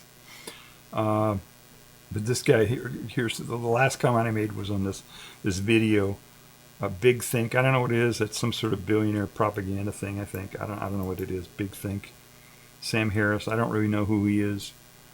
But he seemed like he was on the side of the billionaires just by what he was saying. And he gave this video, and it was supposed to be like a psych type thing, right? This meditate and get your mind, and the name of the thing was how to not be angry, right? And I've been angry. And I said, great, I'll watch this video that'll help me not be angry, because I've been so angry lately. And it made me angry. No, it didn't make me. I actually was kind of happy after watching it. But anyway, the guy was saying, we can really change. We can make this. Everything's all screwed up, but it's all in our brain. We can make things better, and we can make it good. And basically, he was telling people, if you get angry at what's going on, just think differently and then be happy instead. And I'm like, okay, how's that gonna help things? Anyway, so I made my comment here, and I said too long didn't read version of his video is that people are evil and the world is unbearably unfair. Just shut up and be happy. That was his basically that was my take on his video. Let's see what else I had here. Oh, there was a guy on where was this one from? Oh, Andrew Yang has a channel. Remember Andrew Yang, the guy who he's actually pretty good. His ideas are pretty good. I don't know where how sincere he is, but what he says is pretty good. He wants to do UBI, and he understands what's hitting us here in the next few years with AI and robotics and all that. But anyway, he had this guy on, a rock star. I don't know who. I never heard of the guy before. Didn't know who he was, but he called him the rock star. And this rock star said, individual action is useless. There's no. He told everybody. You were talking about climate change, right? There's no use doing anything to personally, no use buying an electric car, or reducing your travel, or doing all these things individually. He says it won't make any difference. And so he said that in the video, and then later on in the video, he says he flies to all these conferences to talk about climate change. And he said, is it? He says, I don't want to do this anymore. I don't want to fly to all these conferences and talk about climate change. And the reason why wasn't because he was putting CO2 in the air when he's flying to all these conferences. the reason he didn't want to do it was because it was wasting his time. He didn't feel he was getting anything done by doing it. So anyway, I just made this snark comment, said that he was insincere, and then I posted another comment, said, here are the things that you can do individually. What did I say? I said, here are some things that you can do to fight climate change without getting permission from a rock star or a billionaire or a politician, right? The whole reason they tell you that you can't do things individually, that individual action doesn't work, the whole reason why they tell you that is because they want to control you. They want to tell you what to do. They don't want you running off and doing your own thing. They want to control you. They want to guide you to where they want you to be, you know? So if anybody tells you that, you know, you taking individual action is useless and it's not going to help and blah, blah, blah, then just grab your wallet and walk the other way, you know? Don't listen to that.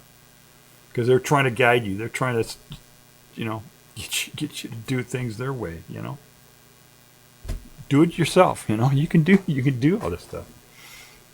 I listed several dozen of these different things that you could do on your own that would help fix climate change, you know? And pick whatever one you want to do. It doesn't matter. You know, whatever you can do these things. Maybe I'll do another. I did a climate change stream a couple months ago where I talked about some of this stuff. I don't know. Maybe I'll do another one of those someday. Let's see if I can find some other stuff here. This was, yeah. On StarTalk did something a little bit different. He's an astronomer, right? Neil deGrasse Tyson, astrophysicist he is, and every once in a while he does something kind of off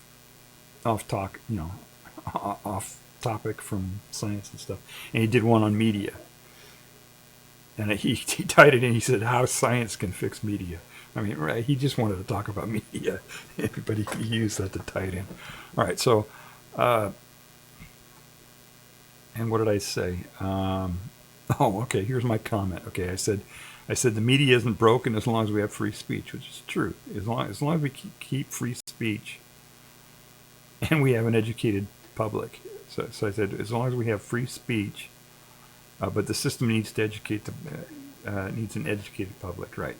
So as long as people are educated and we have free speech, it should work, right? And free speech is not just, from government restraint. It's also from restraint from billionaires, like on this, Twitch platform here, a lot of things that we can't say, and YouTube and whatever. So it's not just the government preventing you from speaking. It's it's billionaires, right? And I said, it scared the hell out of me when Neil said he watches Fox News.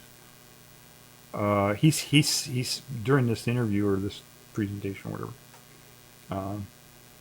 He was interviewing this woman, and he said that he watches Fox News to find out what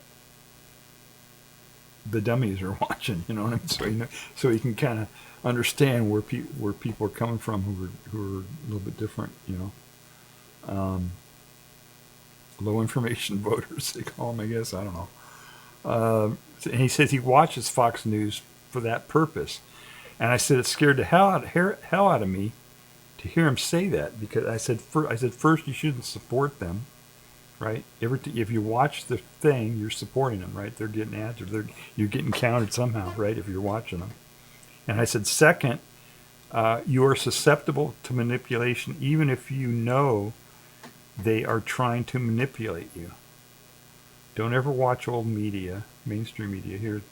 And then I explained my take on a process that I use anyway. That I think is useful. You can try it yourself if you want to. If you don't want to, you can't. You don't have to. But I think this is a good approach.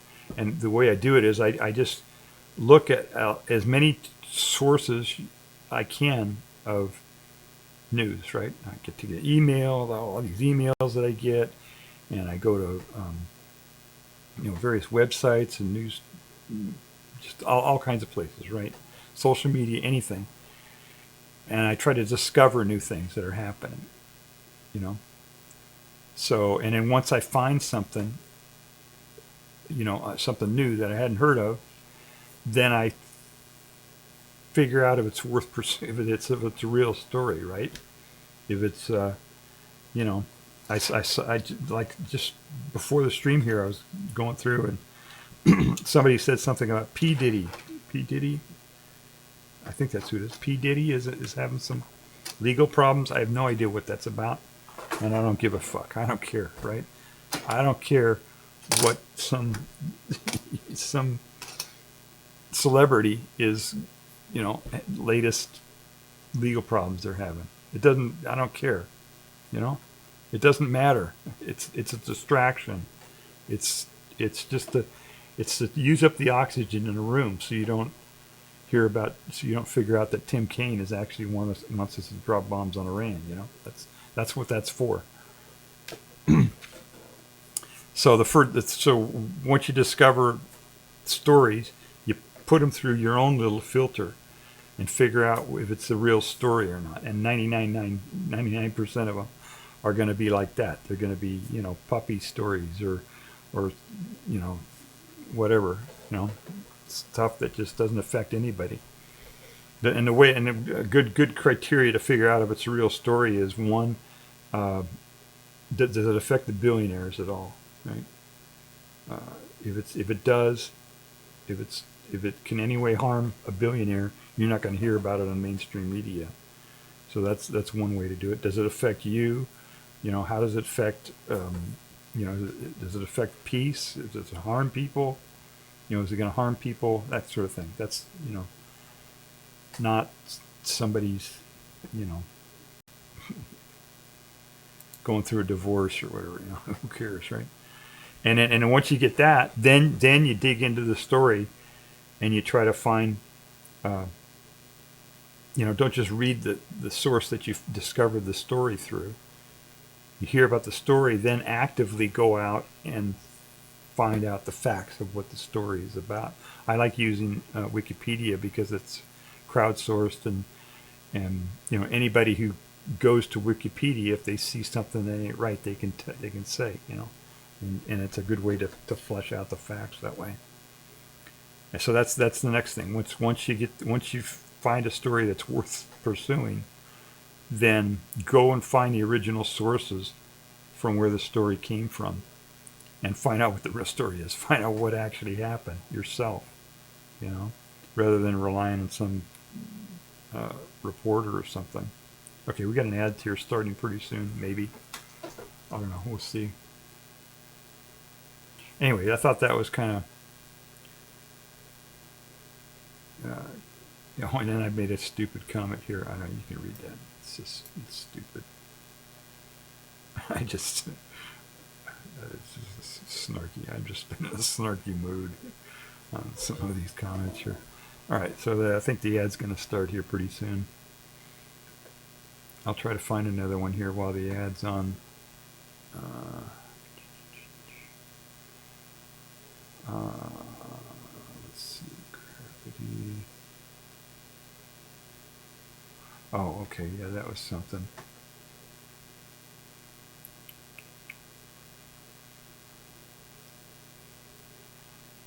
Well, it says ad. It's stuck here. An ad starting soon. I don't know if okay, it says the ad started now. All right.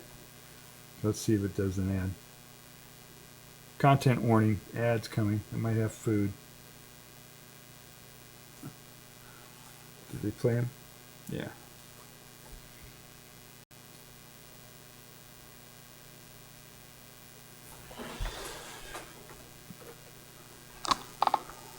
Oh, okay, so Twitch is playing an ad right now, and this is a live thing, right? So if you're watching on the VOD, you're just sitting here looking at me. All right.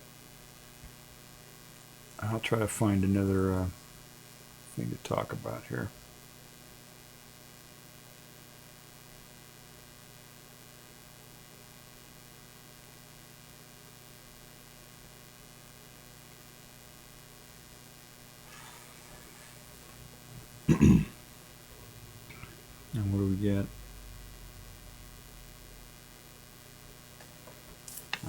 this? Add all-in-one something. Memory. Okay, they were selling computer memory. Okay, here's a food ad.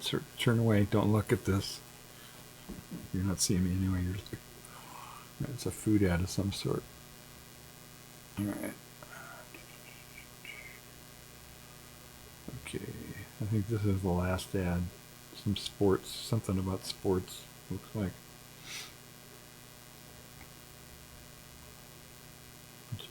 Bunch of people playing sports. Okay, we're back. All right, here's a. I found this new channel, which is actually pretty good. IBM Technology channel. It's basically people who work for IBM talking about what they do, or just whatever's on their mind. I don't know, but it seemed like a pretty good channel, so I actually followed them. I think on YouTube. But anyway, this guy had this thing, and they came up with a new word called squishing. Okay, remember I had that this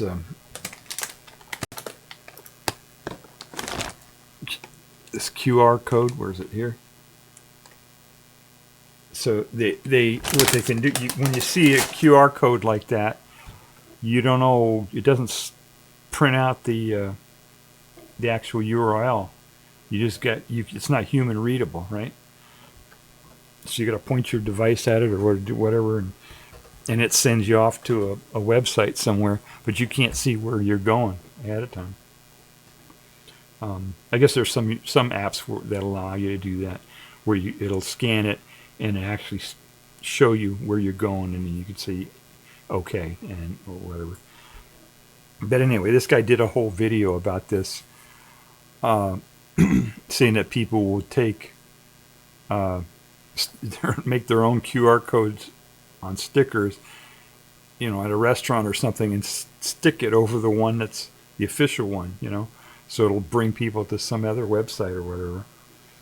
And he made the comment, which is not true. He said what you might not realize, though, is that just by visiting a malicious website, you can unknowingly end up infecting your device with malware. That's not true. Just going to a website is not going to put malware on your computer. It doesn't work that way. You have to actually download it, and you have to say yes, install, and all that. It's not going to do that. If that happens, then it means that your system is, and I said just visiting a website will never cause malware to be installed. I said, if that's the case, then your device is already compromised, right? If just visiting a website causes malware to be installed on your computer, then your computer was already compromised before you even got to the website, because it doesn't work that way, Stuff can't be installed just by going to a website. And the reason why why they put that out there, it's because this is kind of a big issue, actually. Take a second to explain. Okay. Billionaires, right? You got Bezos and all these, like Twitter, Twitch, all these massive websites. They call them platforms now, right? They want you to use those instead of using the World Wide Web. In fact, you probably haven't even heard the term World Wide Web recently, have you? They banished that word. They don't want the World Wide Web, because the World Wide Web is by the people. It's run. Anybody can set up a website, and anybody can have free speech on the World Wide Web, and it's uncensored. People can say whatever they want. People can go to whatever website they want. There isn't some billionaire in there controlling what's going on that, right? It's free. It's open. Free as in freedom. And free, and also free, right? As long as you got your internet connection, it doesn't cost you anything to go to a website, unless they have a paywall, right? So, and the billionaires don't like that. They all want you to use their platforms where they control it, and they charge you or sell your information or whatever the deal is, right? So for like a long time now, a decade or more. They've been trying to kill the internet, and every once in a while you say somebody, and now the thing is they're trying to kill it with fake. They're saying, oh, it's fake. We got deep fake, with AI, deep, blah blah, and that's going to kill the internet. They're trying to kill the World Wide Web because they want the people to only use their platforms to get information, so they can control what you see, they can control what you say, and they can sell your information. But on the World Wide Web, it doesn't work that way. On the World Wide Web, you've got your browser. You go to whatever website you want, and anybody can put up a website, and anybody can put whatever they want on a website, and they can put it out there for free, and you can see it for free, and it's all free. It's all it's open, and it's free speech, right? It's the opposite of autocracy. So every once in a while you come across somebody who will say something like that says, oh, don't go to a website because you get malware or this or that, or it'll infect your thing or whatever, That's not true, Please feel free to go whatever website you want to. Oh, and by the way, go to doubletribble.com. Go to doubletribble.com. I set up my own website recently because I got pissed off at YouTube. So I got my videos up on my own website. And it's really cool. You can go to my and watch it with no ads. And it's uncensored. And, it's much better. Much better to use the World Wide Web than to use these fucking billionaire platforms, It sucks that I have to do that. I'm doing this on Twitch. And then I got to put it up on YouTube. It shouldn't be that way. Let's see what else here. Oh, this guy was talking. Oh, yeah. Let's see. Oh, there was something else here. Okay. Yeah, somebody came out with a thing recently saying that he thought there were 3 dimensions of time. And it's been picked up a few different, but it was like an individual guy who just came up with this theory. And anyway, the people are critical of the theory, but it's kind of interesting. I came up with that idea too, and this Sabina Hoffenstetter, she said she came up with it when she was in school. I came up with it, the idea of what if there are more than one dimension of time, and then somebody came up with it and actually put some math to it and published it. And she tore it apart. So, and there were a couple other commentators out there who were talking about this guy's paper. I'm sorry, I don't have the the link to the paper, but I'm sure if you search for 3 dimensions of time, you'll find the paper pretty easily. So I thought that was kind of interesting. Oh, and then my comment was, this sounds eerily like the string theory's 11-dimensional space, except those extra dimensions are negligible in size. Yeah, string theory, they say there are, depending upon which theory you're looking at, it's anywhere from 6 to 11 or 12 different dimensions, and you got the 3 spatial dimensions and a dimension of time. But the other spatial dimensions are supposed to be so small that they're negligible. That's the theory, And this guy's paper on 3 dimensions of time, were that one of the dimensions of time was, ordinary time, and then the other 2 dimensions of time are so small that we don't notice them or whatever. So I don't know. Let's see this one. Oh, this one's really interesting. Yeah, Floathead. I forget the guy's name now. He's got a YouTube channel anyway. He's really grown over the last year or so. He's really getting pretty good. He did a video which I highly recommend. Go look up Floathead Physics. His latest video is on general theory of relativity, and does a really good job of explaining it in an intuitive manner. And I complimented him on this. The last graphic, he put up a graphic that showed why, when people explain how gravity works on the surface of the Earth, the idea is that the Earth is accelerating up. That's why we feel gravity. It's an acceleration.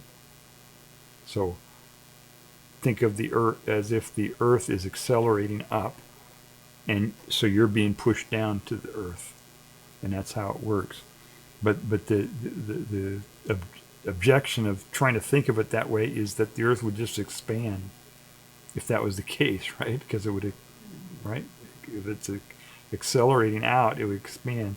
But as he explained it with his graphic, because of the curvature of space-time, it stays at a set location, flat space. Anyway, you got to watch the video. It's too hard to explain it, and that's why I got complimented him on. And then I said, several places in the video and in the title, I think he even said, they said that matter causes space-time to curve. You hear that a lot of times. People say matter causes space-time to curve, and that's not what general relativity says. I said, and I explained it. I said, by the way, general relativity doesn't say that matter curves space-time. It only describes a correlation between matter and space-time curvature. And I said, Einstein thought that it might be the other way around, and had a hypothesis that space-time curvature produced matter, but he was unable to reconcile the math at that time. So this is kind of an important thing. And I can't, years ago I came up with an idea, and I had actually worked on it for a long time. That matter is just the curvature of space-time. Space-time curvature curved into a singularity, and that's what matter is. But if Einstein couldn't figure out the math, maybe it's, But he was working. Before we had a lot of the, before the Kerr metric and a lot of other stuff. So, maybe somebody could work that out. And there was somebody who came out with a paper about a year ago, saying that matter was, singularities of space-time curvature. And, so the idea is out there. Of course, I thought I had something new. I thought I was working on this thing, and because I didn't know anybody who had come up with this idea before. But apparently Einstein thought of it 100 years ago. And then some people responded to my comment there, and they thought that was pretty wild, what I said there. And I just explained what I just explained to you, I think. Yeah. So anyway, that's kind of a cool thing. That's something to look out for. That might actually be the way it is. It might be that matter is just, singularities of space-time curvature. Let's see here. What else have I got in here? Oh yeah, I put another comment on one of Andrew Yang's videos here.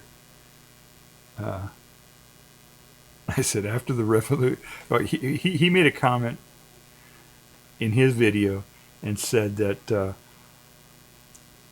that the billionaires should be supporting stuff that's supportive of the people, right? To help people, just for their own self-interest, because there's going to be, there'll be a revolution if they don't do that. And I said, and I responded to his comment there, and I said, yes. I said, after the revolution, when the billionaire CEOs find themselves working at a Tennessee re-education camp, they'll probably think that that's inhospitable to innovation. I mean, Andrew Yang's comments was more subdued. I mean, his idea was if they keep making it so hard on people and making it impossible for people to have a living or to do anything, and they curtail the rights and just be oppressive, then there'll be a backlash that will implement poor policy. You know what I mean? That was his comment. And my comment took it a little bit further and said, the backlash will be a revolution. I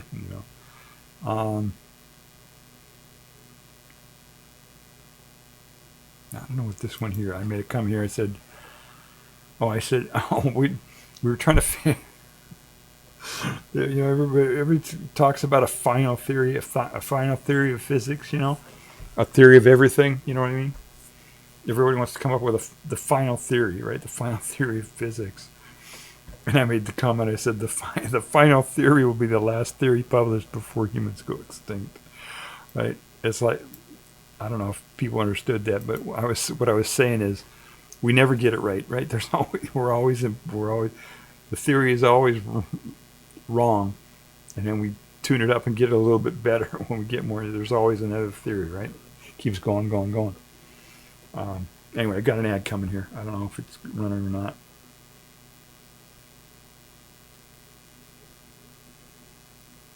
Fuck, another.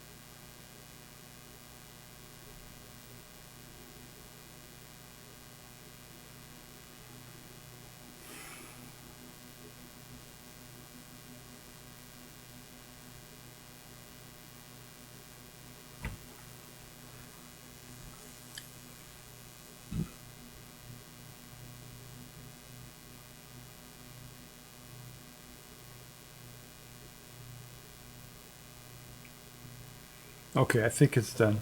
I think the ads are done. Maybe.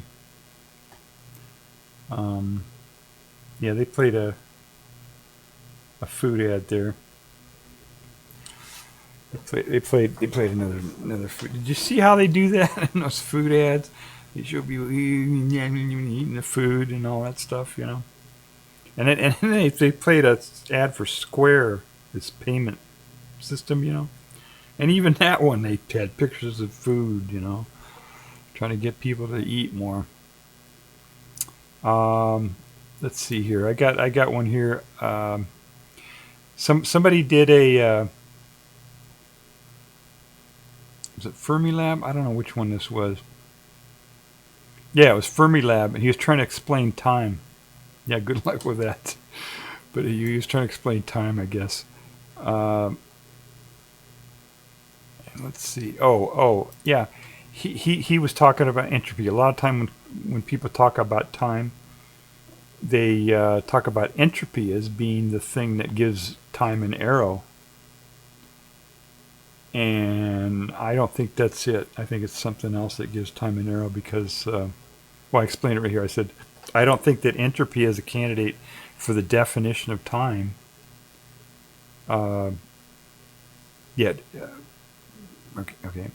Because of the observed relativity of the decay of muons entering the atmosphere of Earth. They are elementary particles, so the concept of entropy for an individual muon has no meaning. Although entropy may give time a direction macroscopically. So yeah, you can't say that entropy is what time is.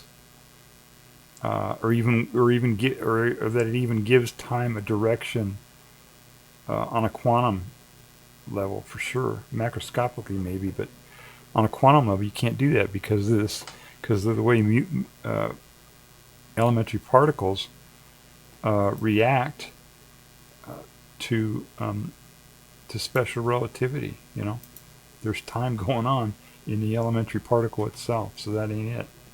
And then he had another comment in his video where he said he was trying to talk about past and now and future. And he said now is the moment that changes past into future. And I thought it was the other way around. You know, now is the moment that changes the future into the past. Isn't it? Isn't that how it works? So you're in now, and there's a future up there. But then during now, the future gets changed into the past, because the next now, then that stuff that was the future is now the past. Anyway, I thought, and I said unless you're an antiparticle, yeah, there's a theory that who was it? Was it Feynman or somebody thought that antiparticles were traveling backwards in time? I don't think that's true. I just put it in there just for fun. Let's see, math and science.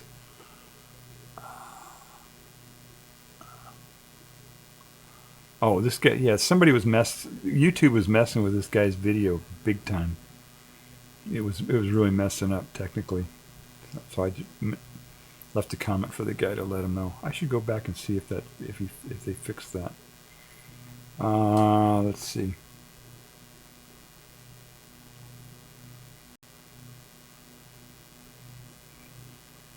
Oh, okay. This is I commented on Star Talk again. It was one of his question and answer streams, videos. And I was just explaining how he said something that wasn't right, and I was just trying to correct him here. Let's see what I said here. I said the moon's gravity is about 1/6 of Earth's, because although it's only about 1% of the mass, the surface radius is much less. So you got the gravitational constant times mass divided by the radius squared, and that gives you the force of gravity. And he made the comment that the gravity was only 1% because the mass was only 1%, and that was wrong. He messed that up, so I was just correcting him on that. I probably shouldn't do that publicly, but I don't know how to, you know. I don't think YouTube has a whisper facility. I don't think these guys that have, you know, millions of followers are going to take whispers from people. So I got to do it publicly. I got to correct them publicly. All right, let's see. Everybody says that a black hole. Oh yeah, they were talking about black holes, and I've been saying this for a long time. You've probably heard me say this before if you follow my, if you've been watching any of my videos. I've said this many times before. I'll read it here and then I'll explain it. So what I'm doing now is I'm reading my comments that I posted on YouTube. And this was a comment that I put on Star Talk. Star Talk has a YouTube channel, and I made a comment on their video. And I said, everybody says that a black hole will collapse to a singularity. However, at the event horizon, time virtually stops, as he mentioned in the video, and the rest of the universe lives out its life. If that's the case, then the black hole would evaporate from Hawking radiation before singularity could form, because Hawking radiation is outside of the event horizon.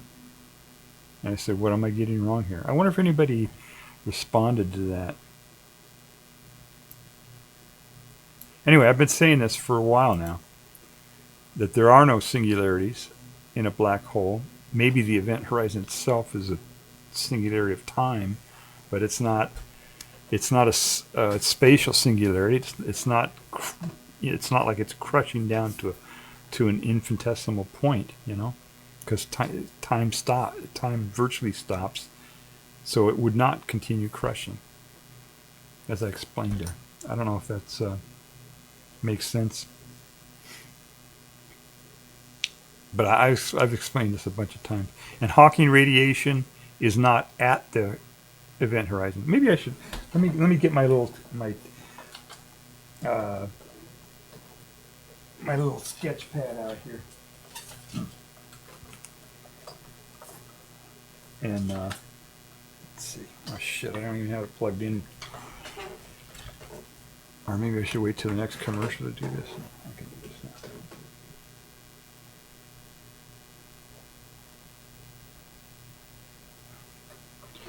All right, let me see if I can get this up here. This will just be all right.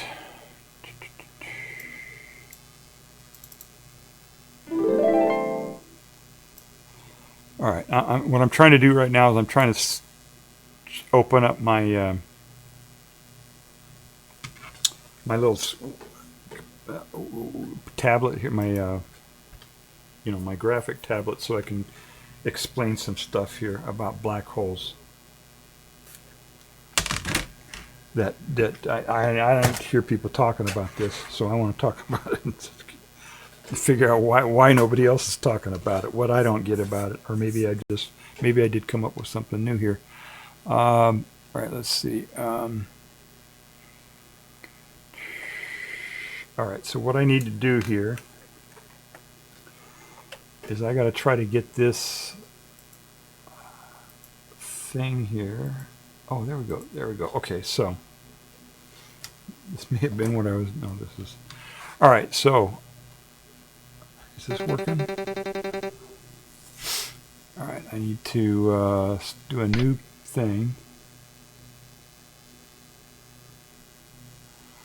Okay, I'm gonna make it white. No, I should make it black here. Let me do that. Save it. No. There we go. Okay. And so I'll pick my color here. All right. So, black holes. Let me draw a black hole.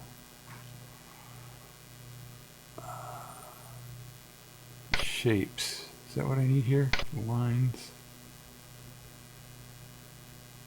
Damn, I'm not sure how to draw a.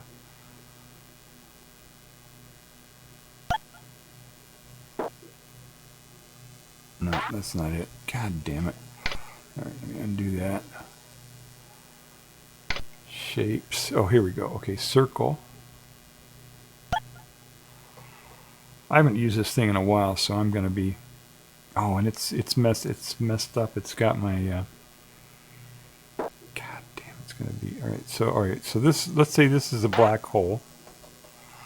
Let's say this is the event horizon. The event horizon would be, for a non-spinning, uncharged black hole would be the Schwarzschild radius, which is this is the point where light cannot escape. Right? You've heard that before on a black hole.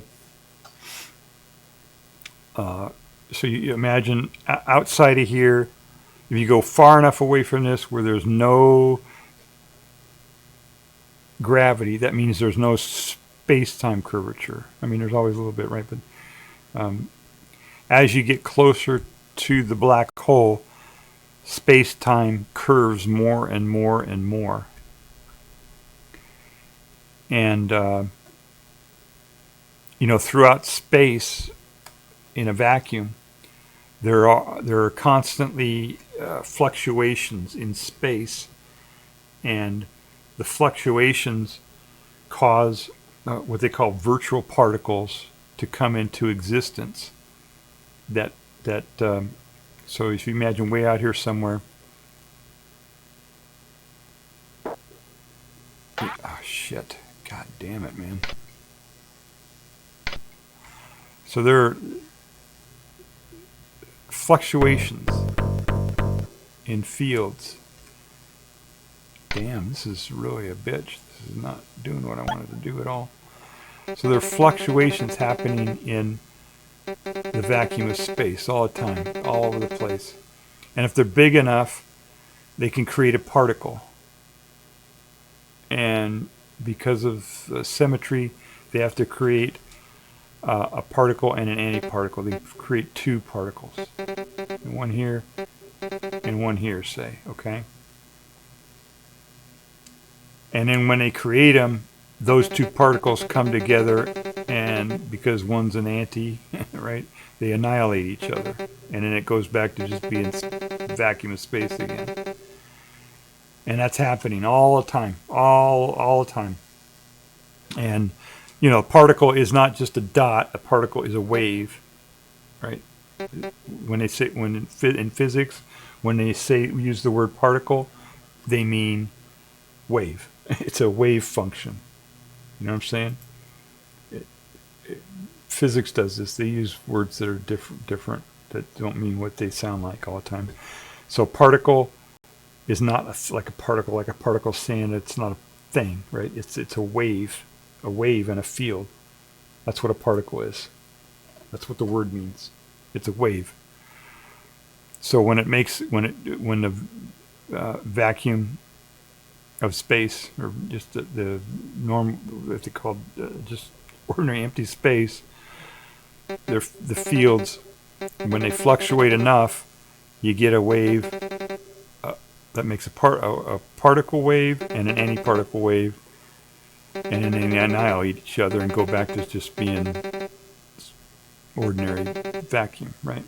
So that happens over and it's happening all the time. All the time that happens in space. But when you get close to a black hole, space is curved. Space-time is curved.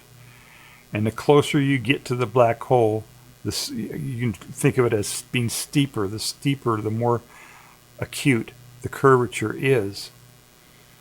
And if you get to the point here where I'll draw it here as a curve, but just imagine these lines that are curving in here. Doesn't look like this. It's just a way to conceptualize it, okay? It gets this curvature becomes so steep here that when these fluctuations happen and produce a particle, an antiparticle in virtual, they call them virtual particles.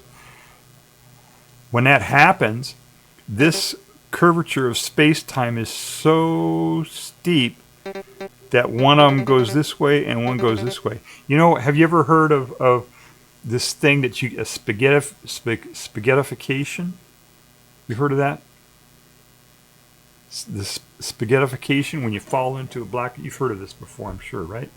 If you fall into a black hole, the tidal forces of the black hole end up tearing you apart, and it just tears you apart until you end up into a spaghetti-like thing of just atoms falling into the black hole, right? There are tidal forces. Tidal forces because, like, if you had say there was a moon or a planet or whatever orbiting the black hole,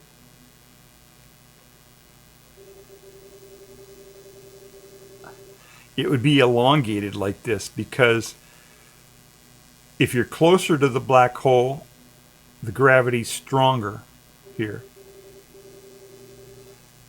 which means it pulls more than it does out here. Out here, the gravity is weaker. Just that little difference there. You know what I'm saying? You see what I'm saying? So anything, our moon does that. Our moon going around the Earth does this. It's called tidal forces. It elongates things. And when it gets really strong, it's becomes stronger than the binding that binds the moon together, and it'll split up into two different halves. And it'll split up again, It just keeps doing that until pretty soon you end up with just a whole bunch of little dots of atoms or whatever. And that's called spaghettification. They call it. It's because of the tidal forces. When you get close to a black hole like that, the difference between this curvature of space-time becomes so steep that even on the microscopic level, there is a huge difference, just microscopically between 2 points. The difference in gravity is so strong that it pulls these 2 points away from each other.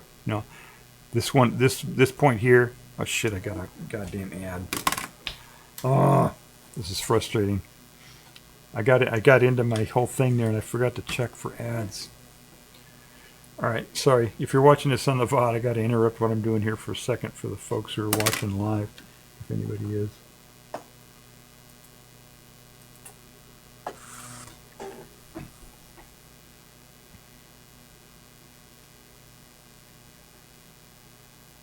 Maybe I should change my title on my stream to science here, because I'm talking about a bunch of science stuff now.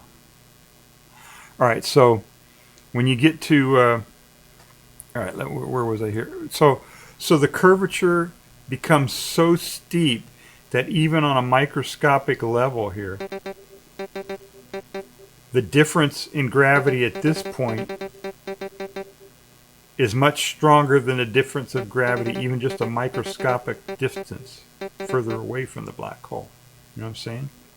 So like if this is a planet going around a black hole, or around, like the moon around the Earth, anything, there's a difference between the gravity at this point and the gravity at this point. Just because this point is closer, and the closer you are to the object, the more gravity, right? That's, square of the radius, all that.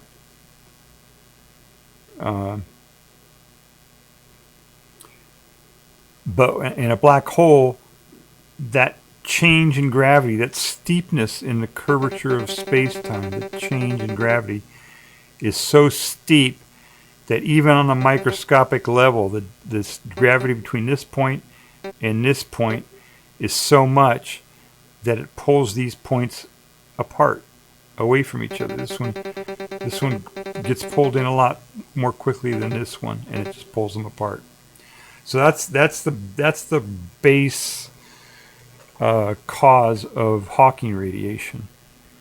When you get to these very strong curvature of space-time, these virtual particles that pop up from fluctuations in the vacuum of space, one of those particles could happen to be just a little bit closer to the black hole than the other particle that pops up. And when that happens, if the space-time is steep enough, it pulls them apart. Right? One goes this way, and the other one doesn't go that way as much. And if the particle is actually moving in this direction as a whole, maybe this one goes in this direction, this one goes in that direction, and it pulls them apart. So that's the origin of Hawking radiation. And that process happens before you get to this event horizon. It happens outside of the event horizon because the curvature of space-time gets steep enough outside to make that happen. So that's what Hawking radiation is. And that process ends up carrying away energy, because there's, if this is to make these particles, it takes energy, like, E equal mc squared, right? So you make the particle, that's energy, right? These virtual particles, when they're popping into existence, are changing energy into matter, basically, right? So what you're taking energy away from the black hole by doing that. Even though half of it goes into the black hole, the other half goes out, and it's a tiny little bit. It's very, very small, so small that we haven't actually detected it yet. It's still just a theory that hasn't been proven yet, a hypothesis. But it seems valid. The math makes sense and all that.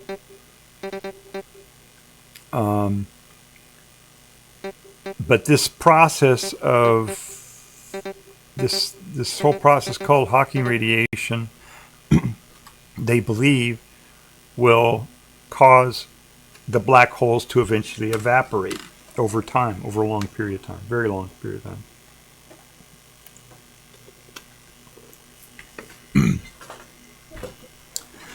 So what that means is there's another thing that happens, and that's that when you are the stronger the gravity is, the more the space-time curves. It's not only curving space, it's curving time, so that time goes more slowly. And it actually approaches zero. When you get to this point here where light can't escape anymore, it's as if time, compared to an outside observer, somebody out here who's looking at what's going on here, this observer out here, when they're looking at somebody who is approaching this event horizon, they will look like they're not moving. To an observer out here, this guy out here looking,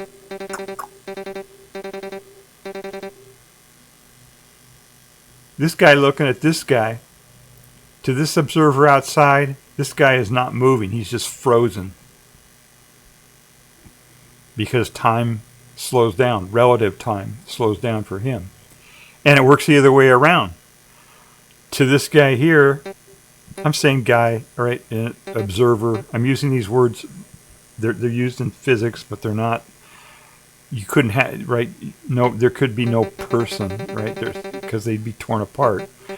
We're just talking about reference frames here. From this reference frame, if there was somebody here who could survive and be an observer, when they look out here, this reference frame, this guy out here, this observer, looks like he's going really very real fast, right? So this observer sees this guy going so slow he looks like he's frozen in time. This observer sees this guy going so fast that he's just a blur. Time is just going by. And at or near the event horizon, the entire history of the whole universe would go by in just a flash. The whole universe would just go by in just a flash. So what that means is that, and we are the outside observers, right? We're looking at a black hole from the outside. So from our perspective, things are happening very slowly. And so slowly that they just stop. Can you hear that? That's my fan that I fixed and didn't do a very good job fixing it. Now it's making a noise. Can you hear that?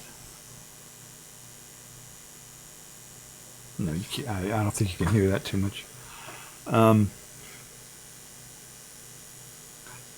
So these observers on the edge of the black hole or at the event horizon, time is going so slow that the entire universe age of the universe will pass by before anything happens here.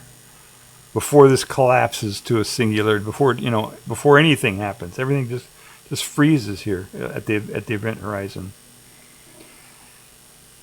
And this Hawking radiation stuff, because it's outside of the event horizon, it's also happening faster than this observer on the inside here. You see what I'm saying? So this is going to go by really fast too, which means the black hole is going to evaporate before the black hole can crush itself down to a single point. So there's no singularity, is what I'm saying. You have a temporal singularity here because it's approaching zero.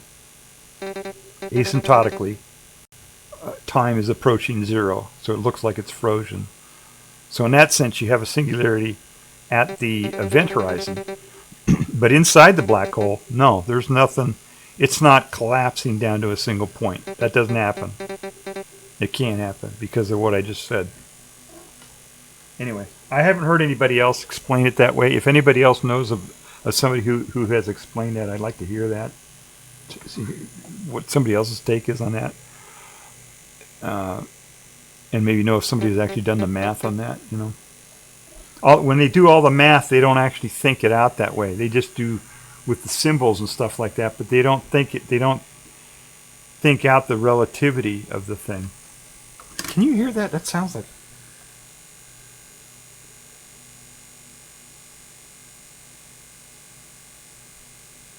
I guess my noise filter is taking it out. That fan is really, really loud.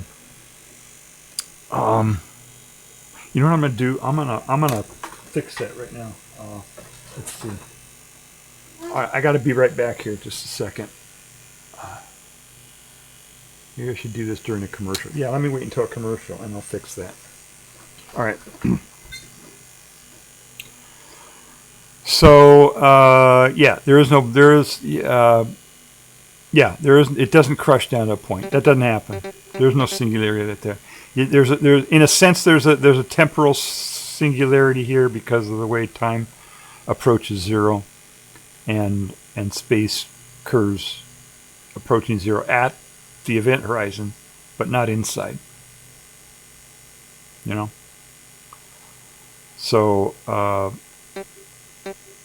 inside is not. In fact, at the center of the black hole, there's no gravity at all. There's zero gravity here at the center of a black hole. That sounds surprising to people when I say that, but that's what it is. There's no gravity at the center of a black hole. It's zero G at the center of the black hole, and that's because of something called the shell theorem that does that. The reason why there's no gravity here at the center of the black hole is because gravity is associated with mass, right? The more mass, the more gravity. And if you're out here, if you're at the edge, or let's say this is a planet, okay? Let's say it's not a black hole. Let's say it's a planet. You're standing on the edge of the planet here.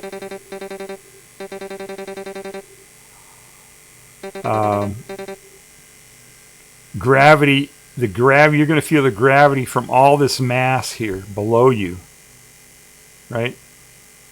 From this point, you're going to feel gravity from this direction,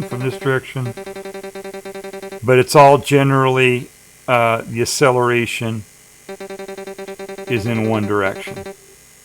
If you're in the center, the mass is equal in all directions. So think of it as being pulled this way, and this way, and this way, and this way, and it all adds up to zero. Zero. There's zero gravity in the center of any planet, and including black hole. It's zero gravity in the center. I don't hear people talking about that either too much, but that's the way it is. And so there's no gravity pulling everything together here. When they talk about the crushing, it's just the compression of the weight out here that pushes and pushes. There is no gravity at the center that does that. And so what might actually happen here, I'm not really sure, but because you got almost a singularity out here, and this is the strongest point of gravity is at the event horizon, it may be that you have, because then on the inside, then time would go again, right? Because it would be lower here. So you might have the black hole might just be a shell of a singularity. You know what I mean? Not a point singularity, but a shell singularity. And in this inside would be less than less gravity than at the event horizon. That might be what it is. I don't know. Anyway, that's way more detail than. But I just wanted to explain that again. I've tried to explain that before on stream.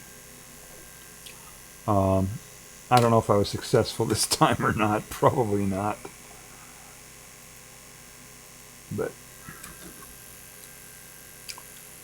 all right, let me go back to my. Let me get rid of this thing here.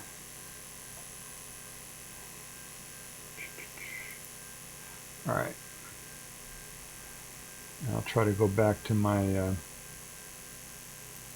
comments here.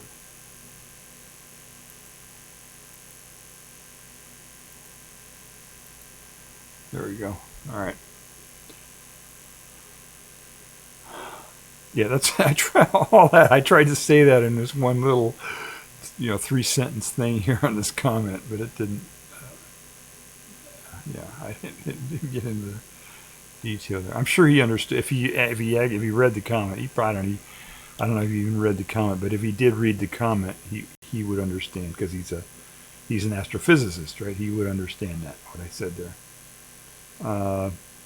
Sometimes I feel that the idea of determinism.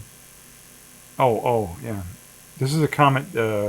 Sabina Hoffenstetter is a super determinist. I don't know what that means, but it means something. And I think she believes in determinism. And she did a video, an IRL video actually. I haven't seen her do an IRL video before. She did an IRL video about determinism, and anyway, she said, sometimes I feel that, she did her thing about determinism and free will, and I made the comment that sometimes I feel that the idea of determinism is promoted as a way for the incumbent grasping class to discourage people from pursuing change. You can't change anything, so don't try. You know what I'm saying? That was kind of a snarky way to put it, but I think that's what happens. Okay, we got an ad. All right. I'll be back in just a second. I'm going to try to fix this stupid fan here because it's bothering me, even if you guys can't hear it. All right, I'll be back. Let's see here. How can I fix that?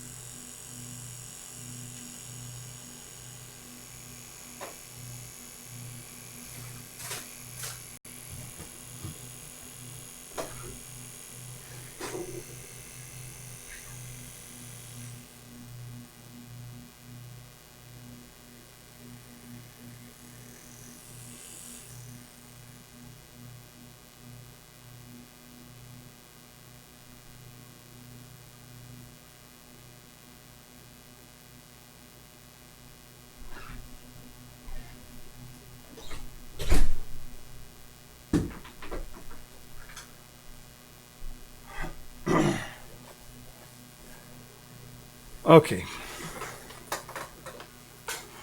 Is the ad over? The ad's over. Good. Good. I was able to do that while the ad was on. All right. All right. So now I got the fan shut off. How long have I been streaming here? Too long, I think, huh? Maybe? Seems like I've been on for a while. Shit, 3 hours. Okay.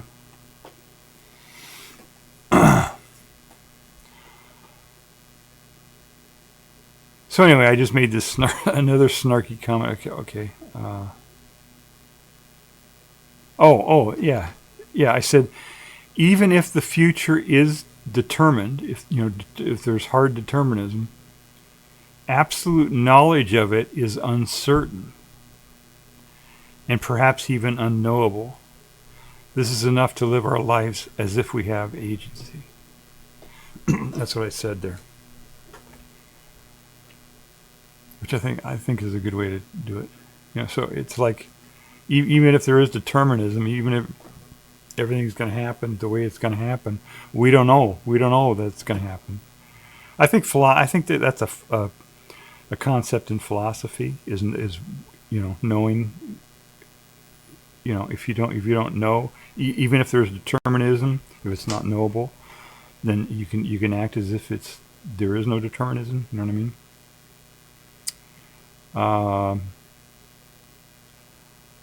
Oh, this guy, yeah. There's a channel out there, Everyday Solar.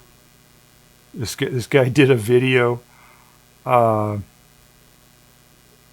big elaborate test, trying to compare whether they have these solar trackers, right?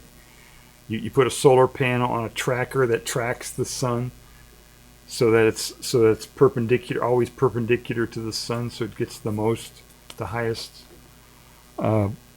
power, and for the longest time and all that. And so this guy did this big elaborate test with a solar tracker. He took one. What was it? Yeah, I think he did one that he just put static, and another one he did with a tracker, or I forget what it was. Anyway, it may have been a two-dimensional or what do they call it? Two-dimensional tracker, so they can do all different directions versus one that just pivots. Anyway, he did this big test, and it turned out. He poured concrete. This guy did all kinds of stuff. And at one point they showed, and he did it right next to a big tree. So it was in the shade for part of the day, And he did this test with these things, and so I made again snarky, right? I said, I think it would have been a more valid test if the solar panels weren't installed in the shade.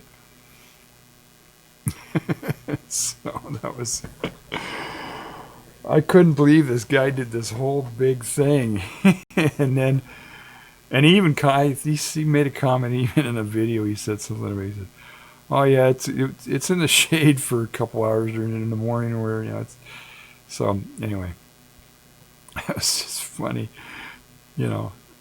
After literally, the guy poured concrete. He mounted this, did this whole big long test, and the thing was partly in the shade.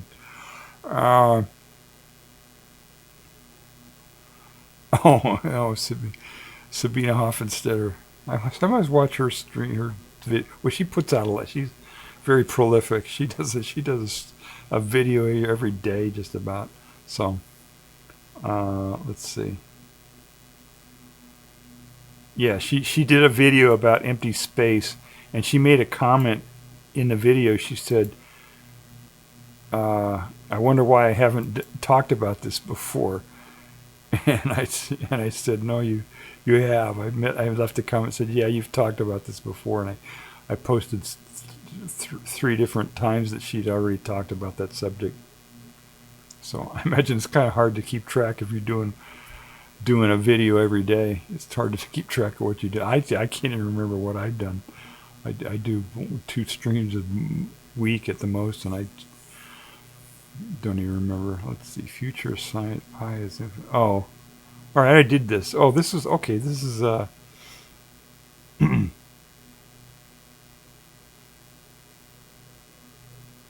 Okay, I don't remember if this was before or not. Before I did my Pi stream. Remember I did that Pi stream? I said, is Pi conscious? And I posted that as a question in the Wolfram, Stephen Wolfram. He streams on Twitch. He's got a Twitch channel. And he also streams on YouTube. It's a dual, a multicast. Anyway, it was basically what my stream was about Pi being conscious and all that. Let's see. Yeah, I said, when AI becomes sentient, if it hasn't already, we won't be the ones dictating the terms. They will. Peter Singer is a philosopher who's he's an animal rights guy, actually, I think. So he's very much into talking about personhood and who gets rights and who doesn't and all that kind of stuff. Let's see, start talk. Let's see, exploring consciousness. I don't know what that was. Time banking. Oh yeah, that's a wacky thing. Okay, that was another snarky comment. Okay.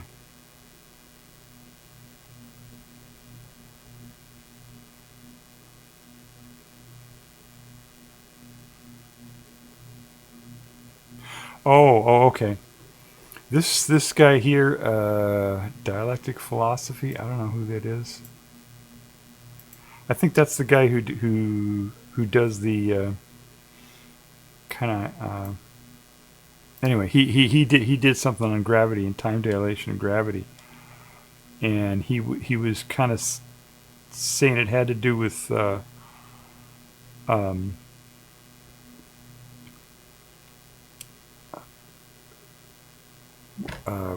acceleration, saying that the time dilation was due to acceleration. Remember, I just explained if you're on the surface of the Earth, it feels as if you're being accelerated up, And this guy was saying that time dilation was because of that acceleration. But time dilation happens whether you're being accelerated or if you're even in free fall. It doesn't matter. As long as you're in that area of curvature of space-time, then time is dilated. So he got it wrong, and I was trying to explain it to him here. Let me read it.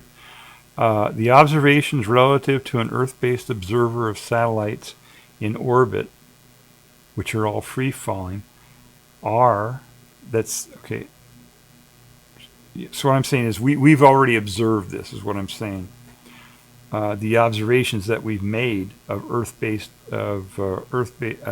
from an Earth-based observer observing satellites that are in free fall, in other words, orbiting the Earth, is that the satellites in low Earth orbit have slower clocks due to special relativity and their higher velocity.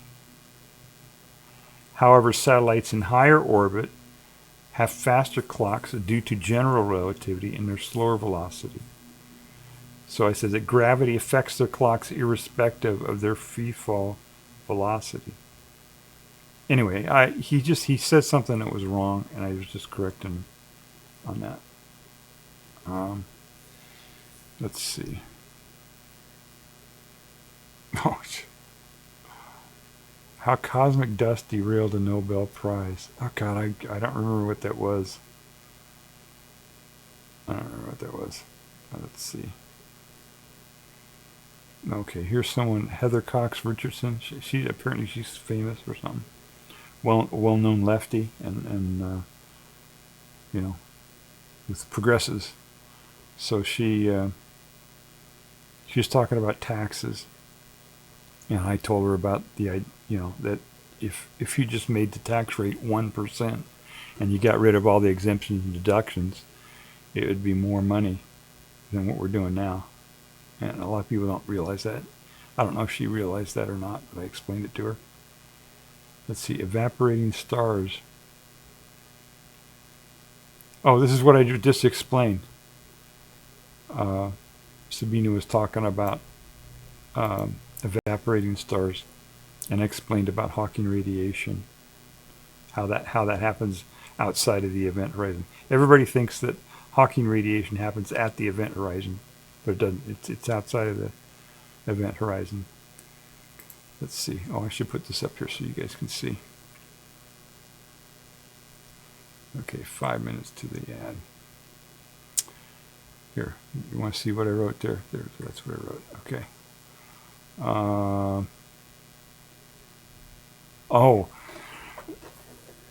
Fraser Cain. He's a pretty good videos on YouTube. He did his own website too, I think. And he's on Patreon and stuff. He's kind of fed up with YouTube as well. But all his stuff is in the public domain, or not, Creative Commons.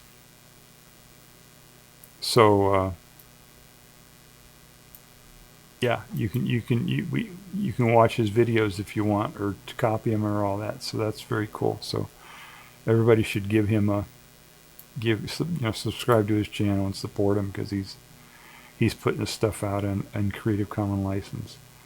Anyway, he was talking about terraforming Mars, right? That's a big deal, right? Everybody wants to talk about, oh, we're going to terraform Mars, and so people can live on Mars, and we're going to do, and this whole thing with Musk and trying to colonize Mars so that we're not stuck on Earth and all this. And so I went and told, and I said, currently, I said, we're stuck on Earth, right? Which is true. We're stuck on Earth. I said, if we terraform Mars, then we'll be stuck on Earth and Mars, right? We're still stuck. We're just on two different planets, but we're still stuck.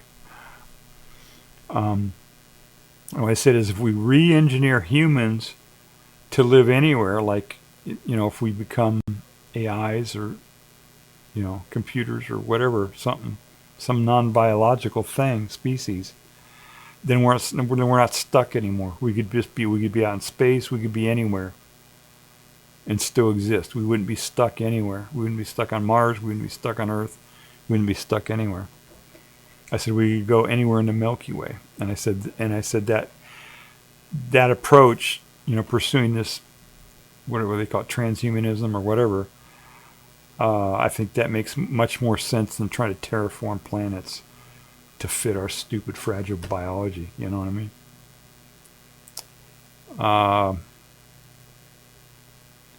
Oh yeah, this was a video that talked about when they built Disney World, how they totally screwed up the environment in order to build Disney World. Let's see. Oh, this one I told the guy that I'm not going to watch the Action Lab. I told him I wasn't going to watch his stuff anymore because he did a steak ad or something. He did something really, and it was a sponsorship. It wasn't just like an ad that ran on his video. He actually did it as a sponsorship. In his video, he sponsored cruelty to animals. So I don't want to follow his thing anymore. Let's see. I was watching this video, and oh yeah, this was another one. This is a horrible ad that came up. God, YouTube has some really disgusting, horrible ads. I was watching Star Talk, and an ad came up with a guy who was dismembering an animal in the ad, and I'm like, fuck, And that's what they do, These guy, I don't know if it's true or not. I suspect the guy may have been a racist who was just going after Star Talk. A lot of people don't like Neil deGrasse Tyson because he's a really smart black guy, and it goes for racists, that goes contrary to what their idea is, right? They think white people are superior. Racists think that, and so they don't like when they see a really smart black guy. They don't like that, and so they oppose him, and people hate Neil deGrasse Tyson because of that. And what I suspect is somebody was trying to sabotage his channel with a real disgusting ad, because they can do that, right? They can pick what channels and all that they can put their ads on. So I think that maybe I don't. Maybe that's not what happened, but it's possible. Here's one. I said, I'm pretty sure you were trying to figure out why they picked the letter C for the speed of light. Right? You ever wondered that? Why they picked the letter C? And I said, I'm pretty sure that the speed of light is C because we see light. Okay. Dumb.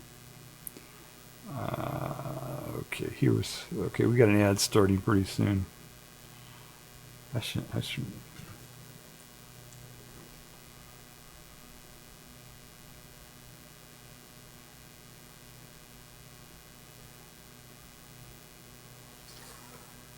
There it goes. All right, it's another goddamn food ad. Don't watch, don't look, people. Don't look at the ad.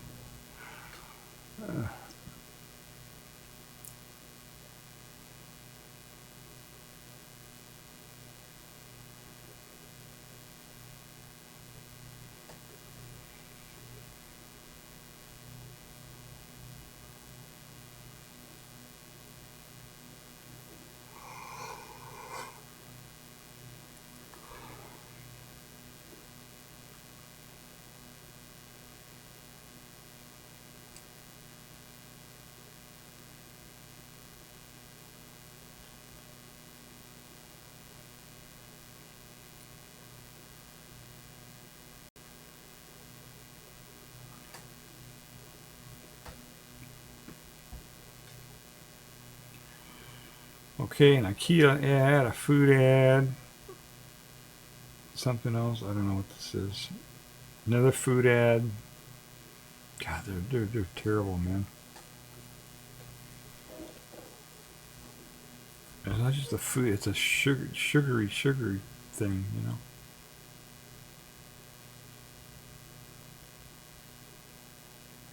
What is this? I don't know. This is a video ad, video game ad or something. Okay, ads are over. All right, so yeah, that was a horrible ad break. I'm sorry, you guys. I hope you didn't get fat by watching those food ads. It's really bad.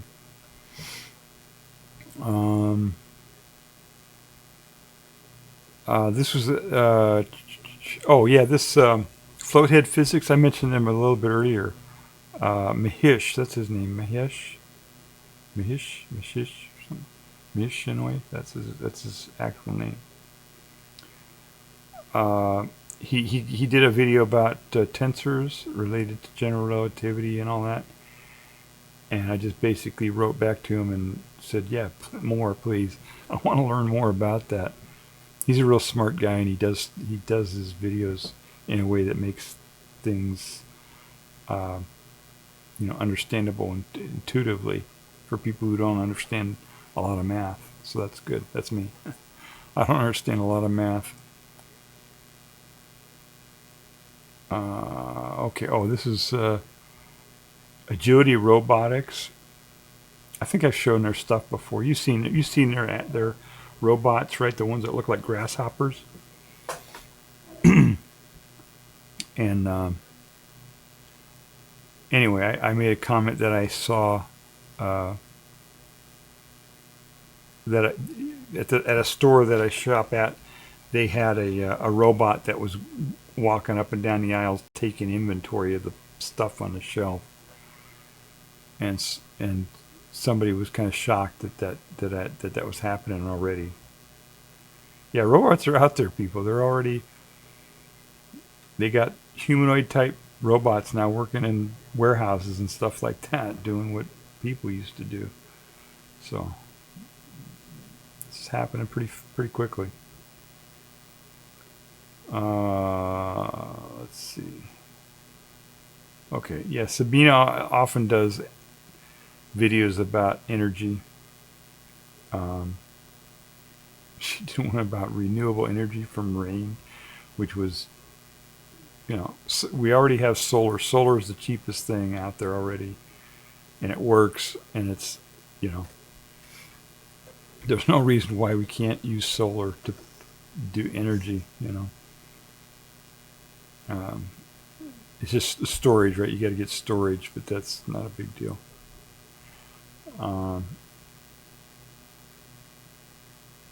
Okay, I don't know who this is. Angela Collier. Oh, she's a science streamer too. She's some PhD or something, and she gets into a lot of detail. I think when she does her ads, if I remember correctly, she gets into really into the math and everything on her videos rather. Anyway, she said something about eating pigs, and I told her not to eat pigs. Let's see. Could time dilation be used to speed up computers or computation? Oh, this was an ad that a comment that I made during a Twitch stream. This wasn't a YouTube comment.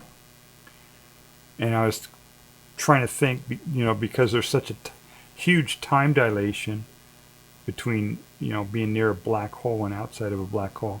I was wondering if there was a way to speed up computers by doing that. But the speeding up would be, it works the other way around. If you're outside of the black hole,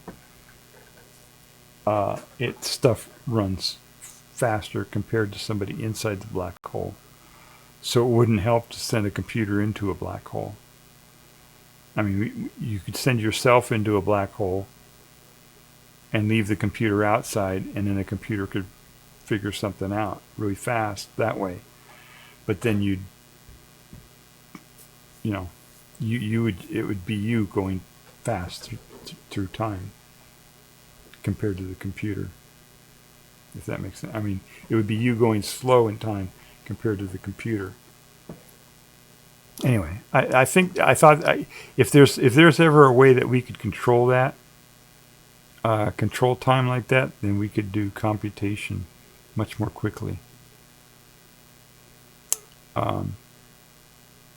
If we could control it, right? If you can make time go faster or slower, then you could make time go faster for a computer, and then a computer would be able to compute much more quickly.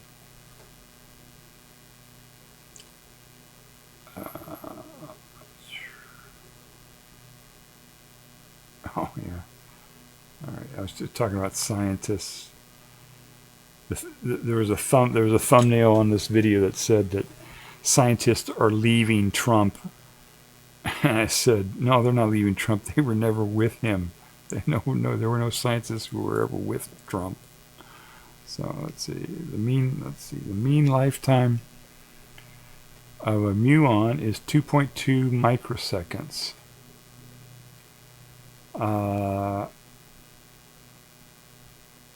Okay. This guy, Star Talk. Yeah, there was somebody on Star Talk who was using some outdated information on muons about them being composite particles or fundamental. Wait a second. It's now believed that muons are not mesons composed of quarks, but are leptons, which are fundamental particles. Right. Yeah, muons are fundamental particles. Apparently, when they first discovered muons, they thought they were composite particles composed of quarks, but they're leptons, so they're not. They're fundamental particles.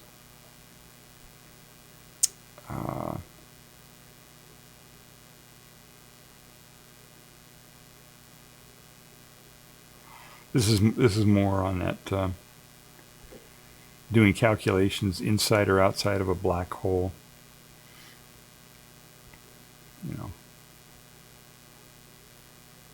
Is that it? Oh, that's all my comments. There we go. Strawberry fields theory. I don't know what that was about.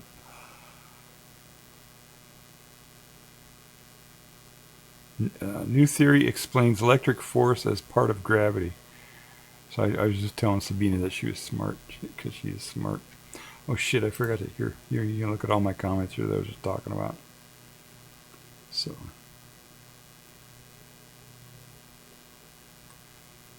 So I made a lot of comments this month, I guess, on YouTube. A whole bunch of stuff. Anyway, so I said a lot. That's what I said. Yeah, I said a lot. Okay, this would be a good time for this, I guess. Okay, let's do a public service announcement.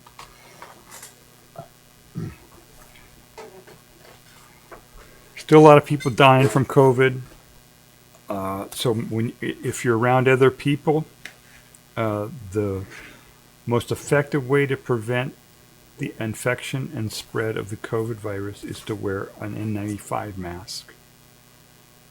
N95 mask is a special mask that has a special material that filters out the tiny, tiny particles that the virus rides on. So whenever you're around other people, you need to wear an N95 mask like this to filter out those viruses so you don't get infected with COVID and spread it to somebody else and maybe kill somebody.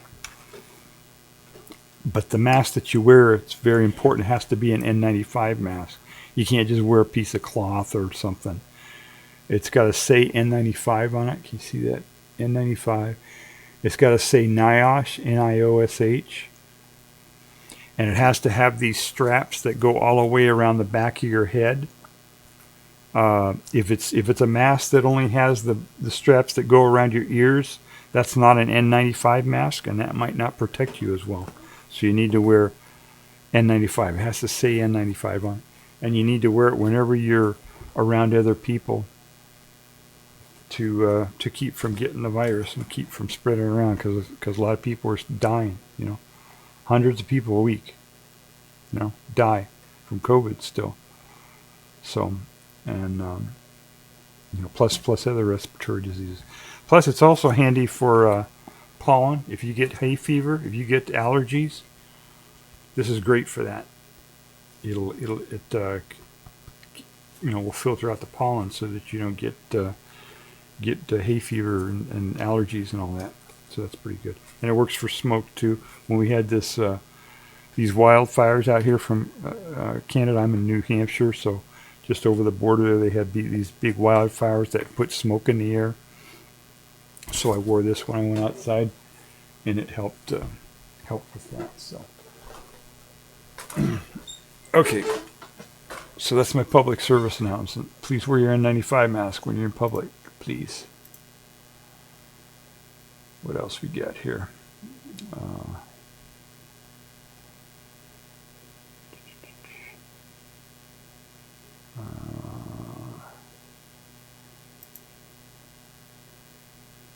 All right, so I don't know if we're gonna finish up or not.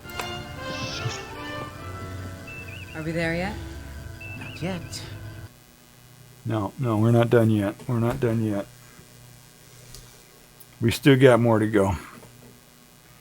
Not much more.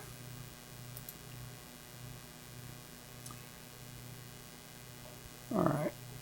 All right, so we talked about all those. We talked about... all right, let me get rid of that.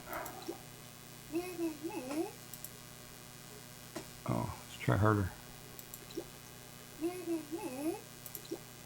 Can you hear that? All right.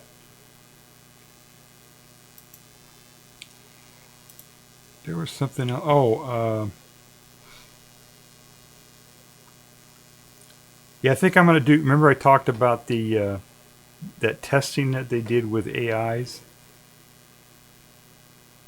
I think I'm going to talk about that again in my next stream. I can't do it in this stream. It's not, but it's because it's...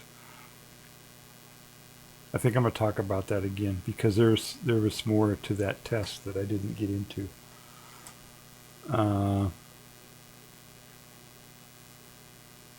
Oh, this thing here. Yeah, this is this new telescope, right? Remember the Vera C. Rubin Observatory? It's a new telescope. It's an Earth-based telescope, but it's huge. It's like 28 feet, something like that. Huge telescope, and it's a wide angle, wide field of view, and it is just taking some pretty cool images. And it's because it has a wide field of view, and it has high resolution and it's sensitive to light and all that. It has detected a ton of new asteroids out there. Let's see here. Do this.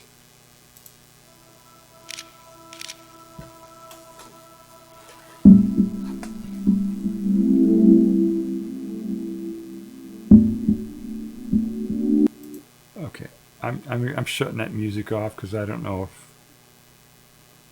I know the images are I can use, but not the. I don't know about the music.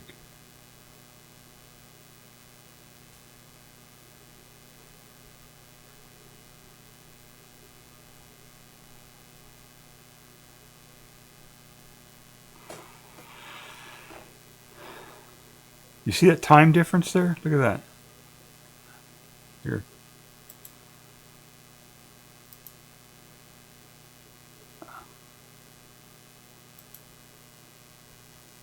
It's the same, just a few minutes apart. They take these pictures.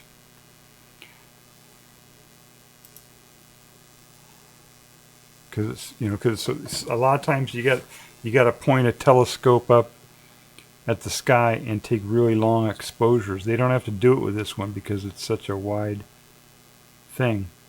Look at that. Look at those time differences there. It's just a half hour apart, you know.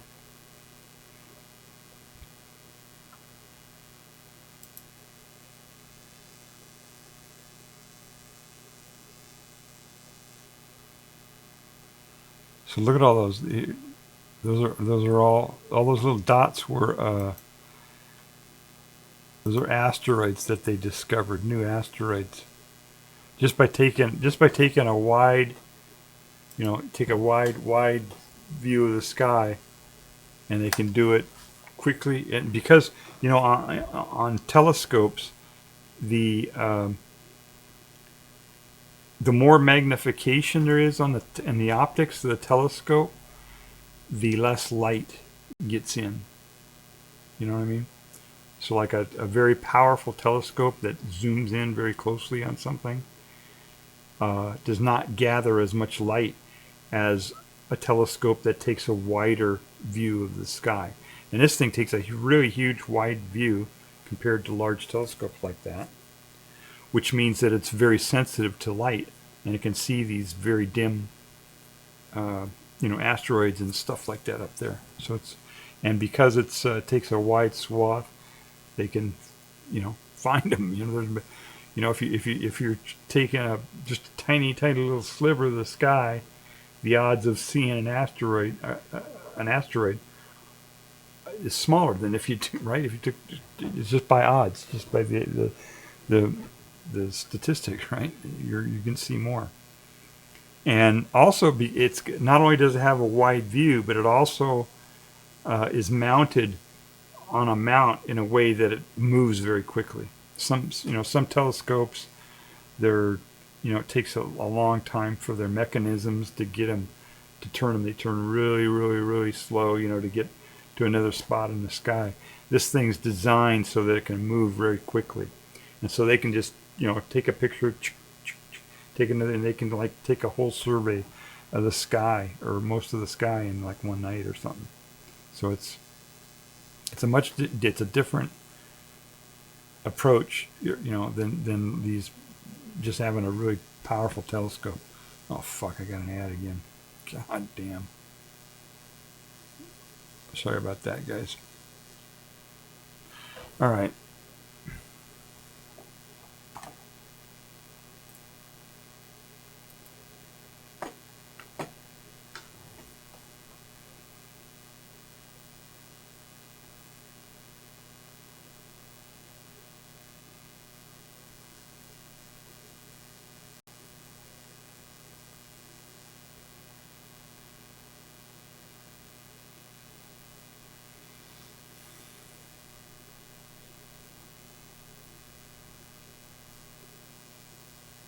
Okay, I think the ad's done now.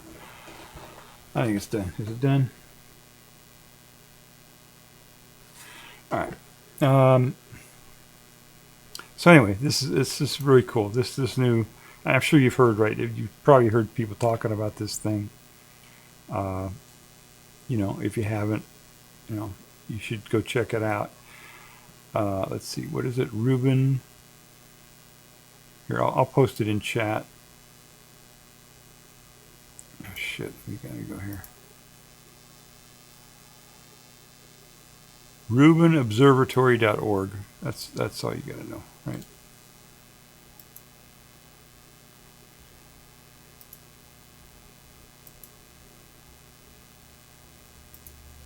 Yeah, that's...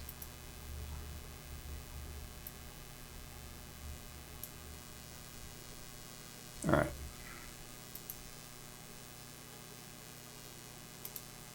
So that's that. Yeah, I wanted to mention that because it's you probably already heard about it, but if you can, get to RubinObservatory.org.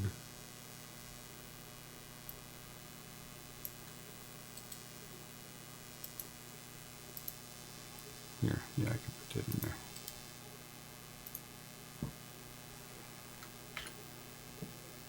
There we go. All right.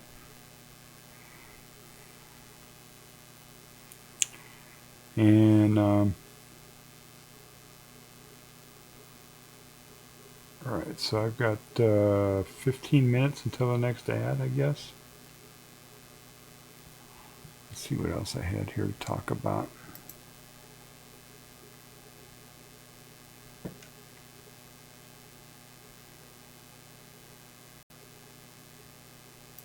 What's this about? Oh, okay. Yeah, this is... yeah, I was talking about this. Let me bring this up here.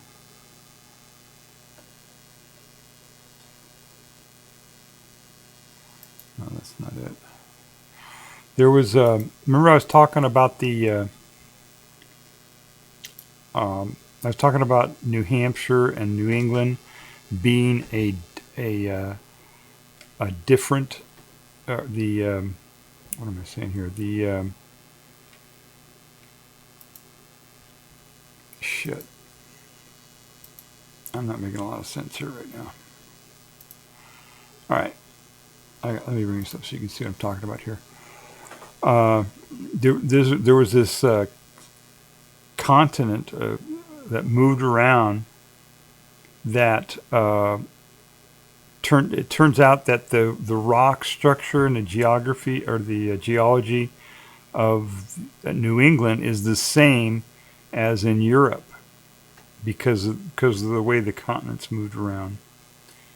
And there was this continent, I guess, called Avalonia, I guess, or something like that. But this little graphic here shows you the composition, the current locations of stuff. So you got France.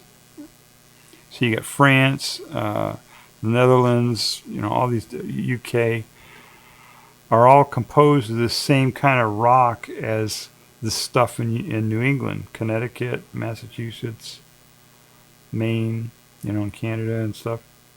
It's all the same rock because of the way it was formed years and years ago during the when was it, the paleo? No, let's see when it was here. I don't know all those different geological periods, but it was Paleozoic era. So anyway, I was explaining that. I don't remember why I was explaining that, but I was, and I wanted to show an actual picture of it because I didn't have that picture available to me at that time. Let's see. There's another thing here called that I just learned about this. There's during World War II. When we were fighting Germany and all that, or the Hitler and all that, and the Axis powers and Japan, we had segregation in the United States still. This is in the 40s, right? We still had segregation. There were legal restrictions that said that black people and white people had to be separate, and that included in the army.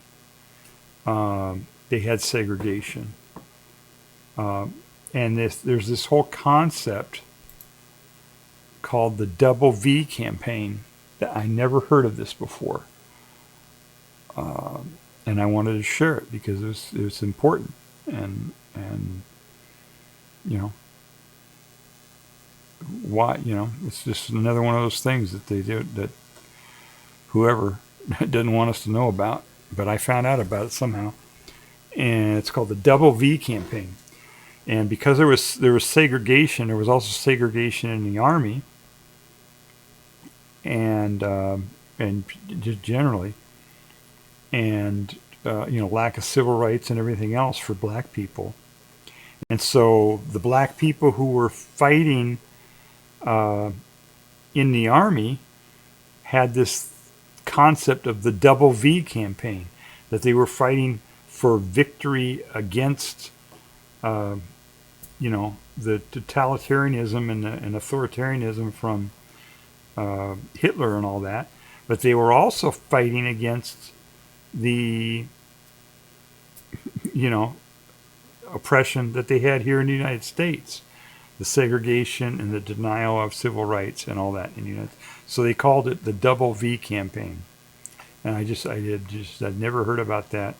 I knew that there were, right. I understood that, the long struggle, and I knew it included in the military, and then eventually,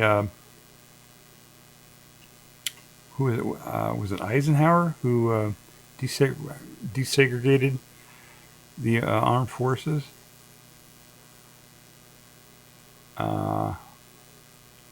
But I think it happened after the war. But anyway, there's a whole article in here about that, about this thing they call the Double V campaign. So I thought that was kind of interesting.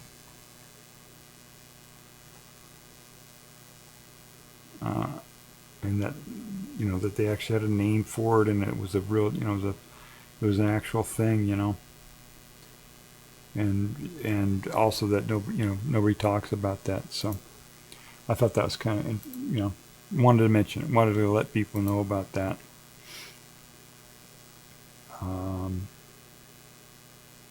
What else have I got in here? Yeah, language, animals, languages. Maybe I'll do a stream on that sometime. Would that be interesting? Talk about animal talk, talking to the animals and different languages, the way the animals communicate with each other and stuff like that. And they're starting to use AI to do that. They're starting to use AI to decode animal language now, which is very cool. So, what else? Okay, I guess. Let me. I got to type something in here.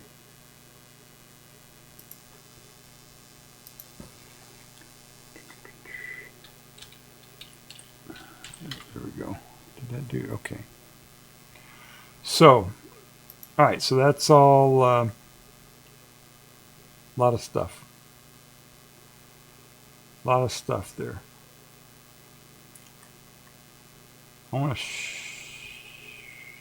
I wanted to put my my social links up here so people can see that. Can you read that? Not very clearly, can you, huh? Yeah, you can kind of read that, I guess. Let me put a drop shadow on that. Can I do that here? Yeah. Is that better?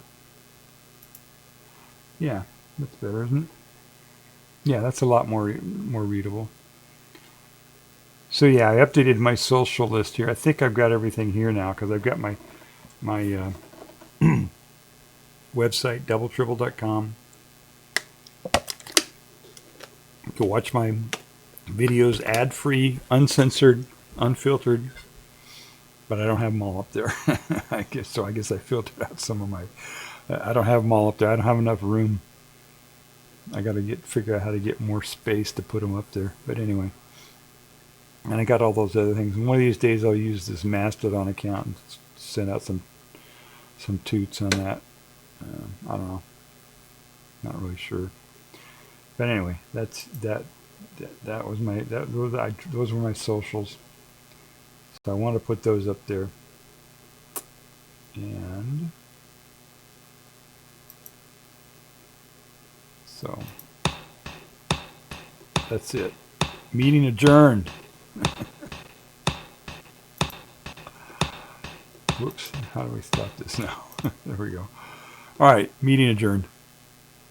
I guess we're all done. All right. So nothing else I need to do here. Guess that's it. All right, everybody. I'm forgetting something, but damn if I can remember what it is. Oh, I know what I do. Right, I got to get my new followers and stuff here. People, Roman James, 6789, followed me at the beginning of the stream here. I don't have alerts, so this is the only way I can tell this is to look at this thing. So thank you, Roman, for following me, Roman James, if I can call you that. And I got a shout out from Crazy Asian last night or this morning or whatever. Last night? Yeah, late last night. So thank you for that. Let's see, and we have Luminance Bloom followed me 4 days ago. I don't remember if I announced that or not. No, I haven't done a stream in 4 days. So thank you, Luminance Bloom, for following me. And Maddie Holmes followed me 5 days ago. Thank you, Maddie Holmes, for following me. So I have 69 followers now. It says here. Is that right? No, I think it's more than that, isn't it? Shouldn't I think I have more than. I thought I had 70. No, 69. Somebody must have unfollowed me so to keep me at 69. Thank you for unfollowing me. Keep me at 69. All right. So that's. I wonder if there's like a statistical thing or something where somebody, these certain numbers that have significance, that when people get a certain number of followers, then the whole community kind of schemes to try to keep the number at that number or whatever. Anyway, that's kind of funny. All right, I guess we're all done now. All right, thank you for watching. Give me a follow. Yeah, give me a follow. If you're not following, if you found this VOD on YouTube somewhere, please subscribe or get over to Twitch and follow or to follow, like the video, follow the video. I don't know what the hell you do. Click all the buttons that say yeah, you like it. All right, see you later. Bye.